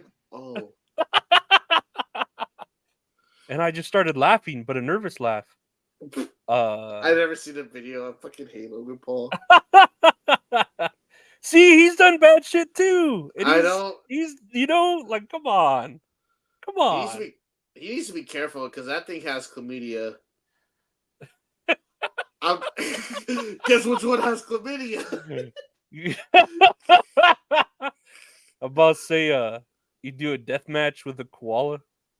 Koala Michael P. Hayes. A koala versus John Moxley. Oh shit! Moxley's gonna fucking cut himself open first. There's Shawn Michaels being sexual with a koala. I guess. He's smelling its ass. I guess. That's when Kevin Owens walked in with that koala. Hell yeah! No, koalas look pretty cool. I just wouldn't like. They got claws. I wouldn't fuck with them. You know. I know what people keep on saying that koalas have like chlamydia, right? Yeah, I think that is true. Let me see. But that's like if they bite you, or they. I don't think it's if they scratch you. That's the first thing on here. Koalas can get chlamydia, which is a common sexually transmitted disease. Adult koalas catch chlamydia through sexual transmission, while young koalas can become infected by eating pap, a nutritious type of feces, which, when it is excreted by infected mothers, affects male and female koalas and even the joeys. That's cool. That's a baby koala, right? Joey. Yeah, I think so. Yeah, Joey. It causes blindness and infertility in koalas. It can be fatal. Oh, that's sad. Yeah, you would think. I don't know. That's sad. That makes me sad now. That these... This is like now we're all just depressed. Like, look at all these videos. Like, don't fuck the koalas. That's a long ass thread of fucking. I know. Shit. Wrestlers with koalas. Of course, Rhea Ripley has a koala. What the fuck? Well, Cesaro. Is that? That's funny. Dude, so many fucking koalas. Holy shit. Edge looks like one too, that he trains animals. He does like a Job. teenager? Yeah, he does a part-time job, to get through high school to save up for a car. He became a trainer there to get the girl. Like, he visited the zoo and one of the girls there What's is that, all like, hot. Bought a zoo? It's a rom-com. The girl's all hot, so he's like, man, I'm gonna become a trainer here to get with the chick. Look at this. This guy's name's Adam. His name's Adam Sexton. My name's Adam, but I could be yours. Or you can call me yours. I have the qualifications to be oh my god. Is that how many times I have to tell you, get out of my restroom? Mick Foley. Dang. Oh, Mick Foley. William Regal teaching him how to grapple. Teaching him about like the Queen of England and like British wrestling. Dude, there are a lot of fucking koalas. That's crazy. Holy shit, Goldberg. I was about to say he's about to injure that koala. Oh, I know. He's gonna put him in a jackhammer like that. He doesn't know how to work. He's mishandling that koala. Don't let me get started on Goldberg, brother. He gave that koala chlamydia because he's not safe. Dude, there's so many wrestlers with koalas. Dude, this dude just searched that and posted all of them here. That's fucking crazy. All right, I want to spend 3 hours. I know. It's gonna be 2 hours. Wrestlers holding koalas. Let's see. What's this wrestling move called? That's what I got here for this clip. And then kick to the midsection. Oh my god. That's like a pedigree or something. Those things are hanging low.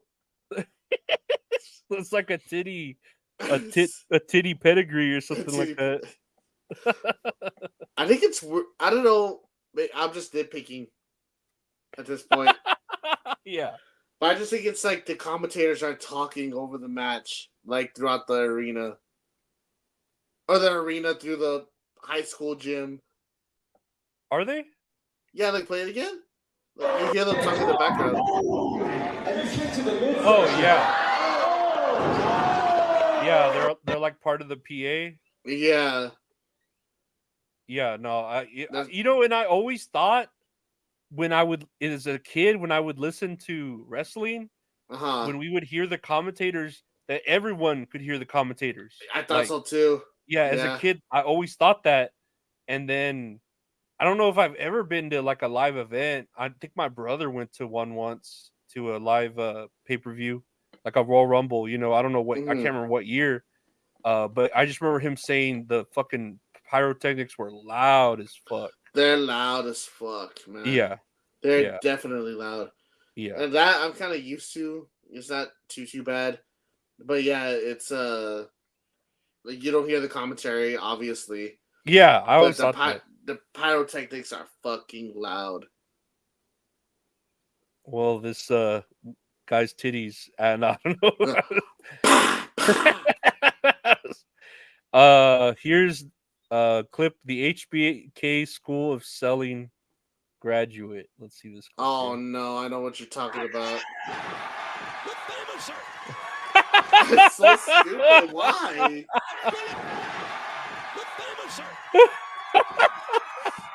Why would you sell like that? Oh my god. I don't know. Oh man. You know, poor people don't like AEW. It's just, it's true. We I don't like forgetting I'm poor. I don't forget I'm poor. I don't forget I'm poor. But thank you, Dave Meltzer, for humbling me. Yeah. Here's speaking of Dave Meltzer, I sent this to you. Here's a clip of his reporting. Oh no. What the hell? What the hell's wrong with their damn time show? We had a damn blackout. Break the code. What the hell is this? King, I don't know. What's going on? It's a return. It has to be a return. This thing has been going on for a month now. I cannot break the damn code. It's like that game in Super Mario. My God, what is the code? The code is. Who is the code? Is it Mick Foley? Mrs. Foley's baby boy. Who is it? Oh, Cole is the code. Save us, Austin. Austin, save us. My God, it's The Rock. I can't believe it. Who is it? Who is Goldberg? No, it's. Who is Y2J? Y2J, Eddie Guerrero, Owen Hart, Arn. It is somebody with Y2J. Who is 10, 29, 30? It's the football. My theme song, 10. Who is it? Who is it? Who is it? My God, Stone Cold. Stone Cold is here. He's back with the fireworks. My God, it's Rey Mysterio. Can you smell what Rey Mysterio is cooking? My God, who is it? Who is it? Who is it? Let's see. I do not know, King. Bobby Lashley. That's it. I'll be a son of a bitch. Bobby Lashley. Brett Michaels. No. Ken Kennedy. No. Oh my God, radio. It's Y2J. Y2J. Y2J. Y2J. Oh my God. Stone Cold. Stone Cold. Stone Cold. It's so funny. Oh shit! Oh my goodness, that was so fucking funny. That's so fucking funny when I saw that. That's so funny. So cold. That's Oh God! Because Rey Mysterio said so. Y2J, Eddie Guerrero, Arn Anderson. Could be any one of them. My theme song face hurts so much. Oh, dude, that shit's so funny. Let's see what we have here. Here's Gunther or Walter murders Will Ospreay with a dropkick. Oh shit. Oh shit. Wait. Oh. That's right. I guess there's no audio. That's weird. Yeah. Huh. Weird.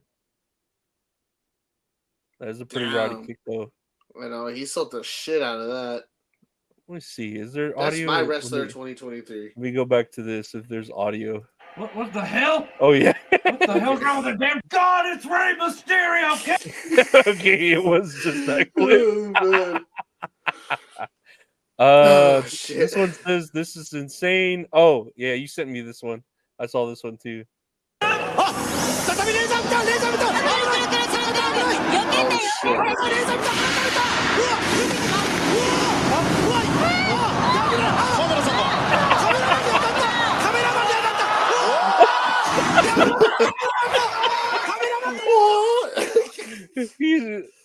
I fucking love wrestling. That like one special move, and it just... Oh man, dude,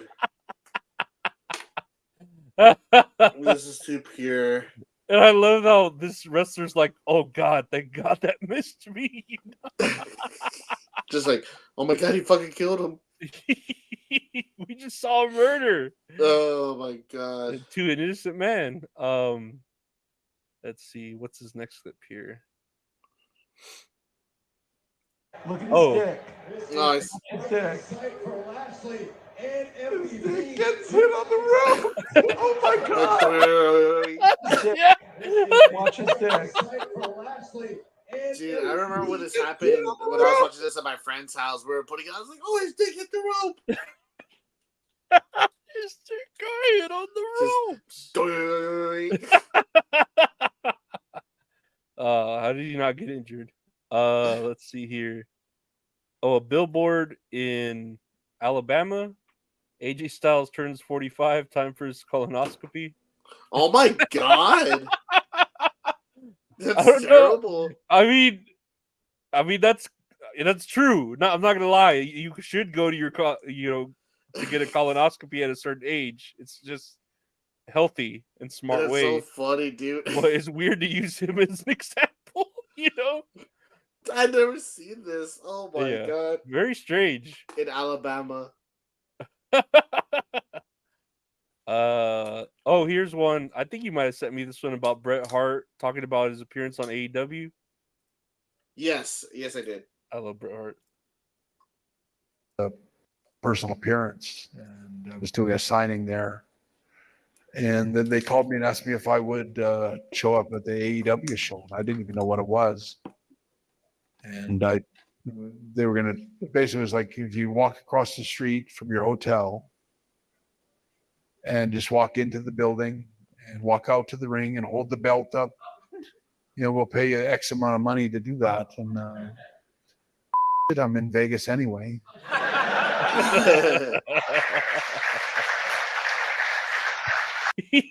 He's so good at like his timing and getting, he knows how to play with the crowd, like to get that reaction. Dude, Bret Hart does not give a fuck. Poor people don't like AEW. Oh my God. Dude. Fucking Goldberg. He's just living his best life though, Bret Hart. I know. Fuck Goldberg. Here's a botch, I guess. This was scary. I think it was the AEW.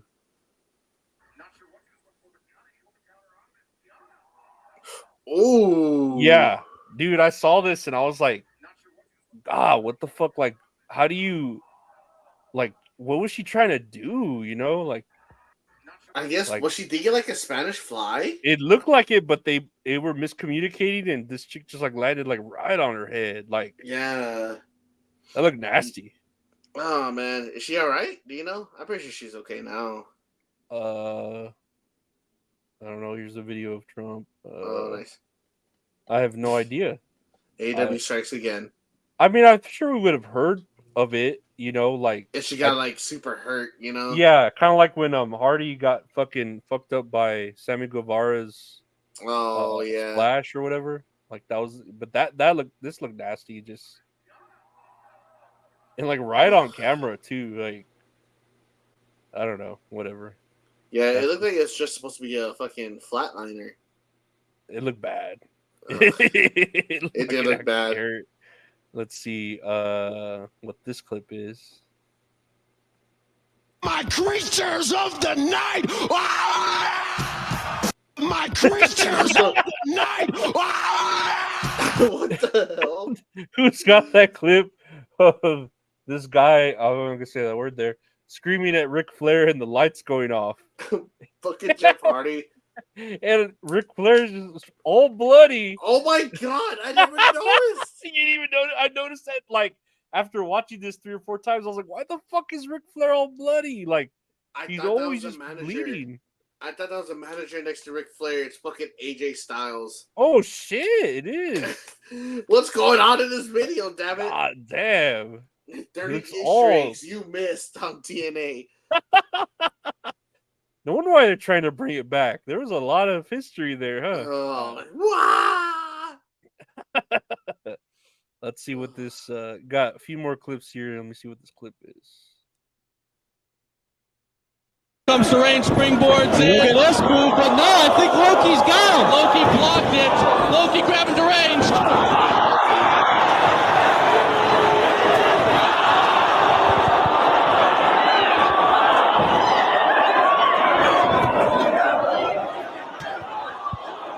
Damn. I guess that guy fucked up. Explosion just occurred right here. nah, dude, it's just the way Loki wrestles. Oh, really? I fucking hate Loki. Like this dude, he takes like how we say like Eddie Kingston takes it seriously. This dude takes it seriously. Like if he's fighting for his fucking life, like he is trying to kill the other person. I thought he did that like as a receipt, like because that dude fucked up the move, and so he just got so pissed and started fucking. I think the comments say the same thing. It's that they talk shit about Loki. The more I end up seeing of this guy, the more obvious his ego about being a tough guy in a fake sport stood out. He all let this man run too far in his career. Yeah, dude, fucking the fucking SpongeBob meme. I've seen that forever. No, yeah, I thought that was just that dude screwing up a move and that he got all pissed. You know, I didn't know he was known for this shit. So that's dude. He had a career for too fucking long. Honestly, that's fucked up. No, terrible. This is what we should be canceling wrestlers for Right. when they can't actually wrestle. Dude, there's a video of him like wrestling this one dude. As soon as the match starts, he does that. What he does right here, like that running front flip. This move, he does it to the guy, but legit kicks him in the fucking face and knocks him out. Like the first move of the match, and he's just standing there like, I win. Just waiting for him to get up, but the dude's like fucking knocked out, unconscious on the floor. He's like, it's your turn. Man. It's your turn. If I find a video, I'll send it to you. But nah, Loki could go fuck himself, dude. Let's see what this clip is. This is a Maxine clip. What the fuck is she even selling? She didn't even move, sell it. Oh man, Maxine. She used to go to NXT. Dude, she's hot. That Maxine. Yeah, she is hot as fuck. Dude, she needs to go to NXT, man. She needs to work on a couple things. Yeah. But I mean, I wouldn't mind my women being like that, if you know what I'm saying. No, explain. In great detail. I can explain in one clip. Come on out, rapist. Wow. Wow. Wow. Wow. Let's see here. Okay. Oh, here. I don't know if you sent me this or I had it. Cody Rhodes in Tekken 8. No. Yeah, I guess someone just like created him in Tekken. And then he just made a mod. It looks pretty good. Yeah, it looks badass. I know that Up Up Down Down, they'll play Tekken a lot, like on their channel. And Xavier was downloaded mods that people made of like switching them to wrestlers. So they got like all the New Day, they got like Karrion Kross, they got the Usos in there. So like everyone's just playing like as their own character, just fucking fighting each other. It's pretty badass. That's cool. Hell yeah. Speaking of video games here, I got this news. Brock Lesnar is in WWE 2K24, but you won't be able to play as him. Despite being multiple sources say that while it was too late to fully remove Lesnar from the game, the plan shifted to simply make him unplayable for players Despite being unplayable, his character and game files are still within WWE 2K24. That means that there will be ways for those with the ability to get him to become playable. It'll just take some work to make it happen. And to me, it's like, dude, if like I know, I mean, I don't know anything about video games and all that, like programming, but he must have been a big part of the code that they can't just like remove him. You know? That's what like, I'm thinking too, man. Yeah, like because it's gonna be the 40 years of WrestleMania. Like they're gonna have him on there for sure. Mhm. I mean, fuck, he was the main event for like a good chunk of like the past 10 years. So it's like I could see like, dude, we can't remove this guy. He's like 10% of the game, or 15%. Like, honestly, I don't know. I thought that was pretty interesting. Dude, I don't know anything about programming, but it just seems like super fucking difficult to do anyway. Yeah, but I feel like, yeah, you could lock a character in, but I feel like a character, I'd get if it were a stage or something else, but I don't know, to take out a character for it to affect the game that much. I don't know. But then again, I don't know. Like you said, I don't know anything about programming, so maybe it's just easier to like lock him behind something than it is to, you know. Yeah, that's something to do with. But I mean, he could still piss on. I'll still piss my money while he just pisses. Hold on, wait. Come on out, rapist! Rapist! Wow. Lastly here, this is the last thing we got here. Speaking of Brock Lesnar, says WWE are in the process of erasing Brock Lesnar from their history. Here's a thread of some of the biggest moments involving Brock Lesnar with alternate outcomes. And the King of the Ring match between Stone Cold and Steve Austin, where Brock Lesnar, where Austin walked out, would have never had been pitched. So Austin would have never walked out on that episode of Raw, and he would have went on to win the whole King of the Ring. Meaning, it's like alternate history. God. Meaning at SummerSlam, we would get another match between Austin and The Rock. Austin wins the championship before dropping to Kurt Angle at Armageddon. So the timeline is fixed so that Angle is champion for WrestleMania 19. The 2003 Royal Rumble match would be won by The Undertaker after eliminating Kane.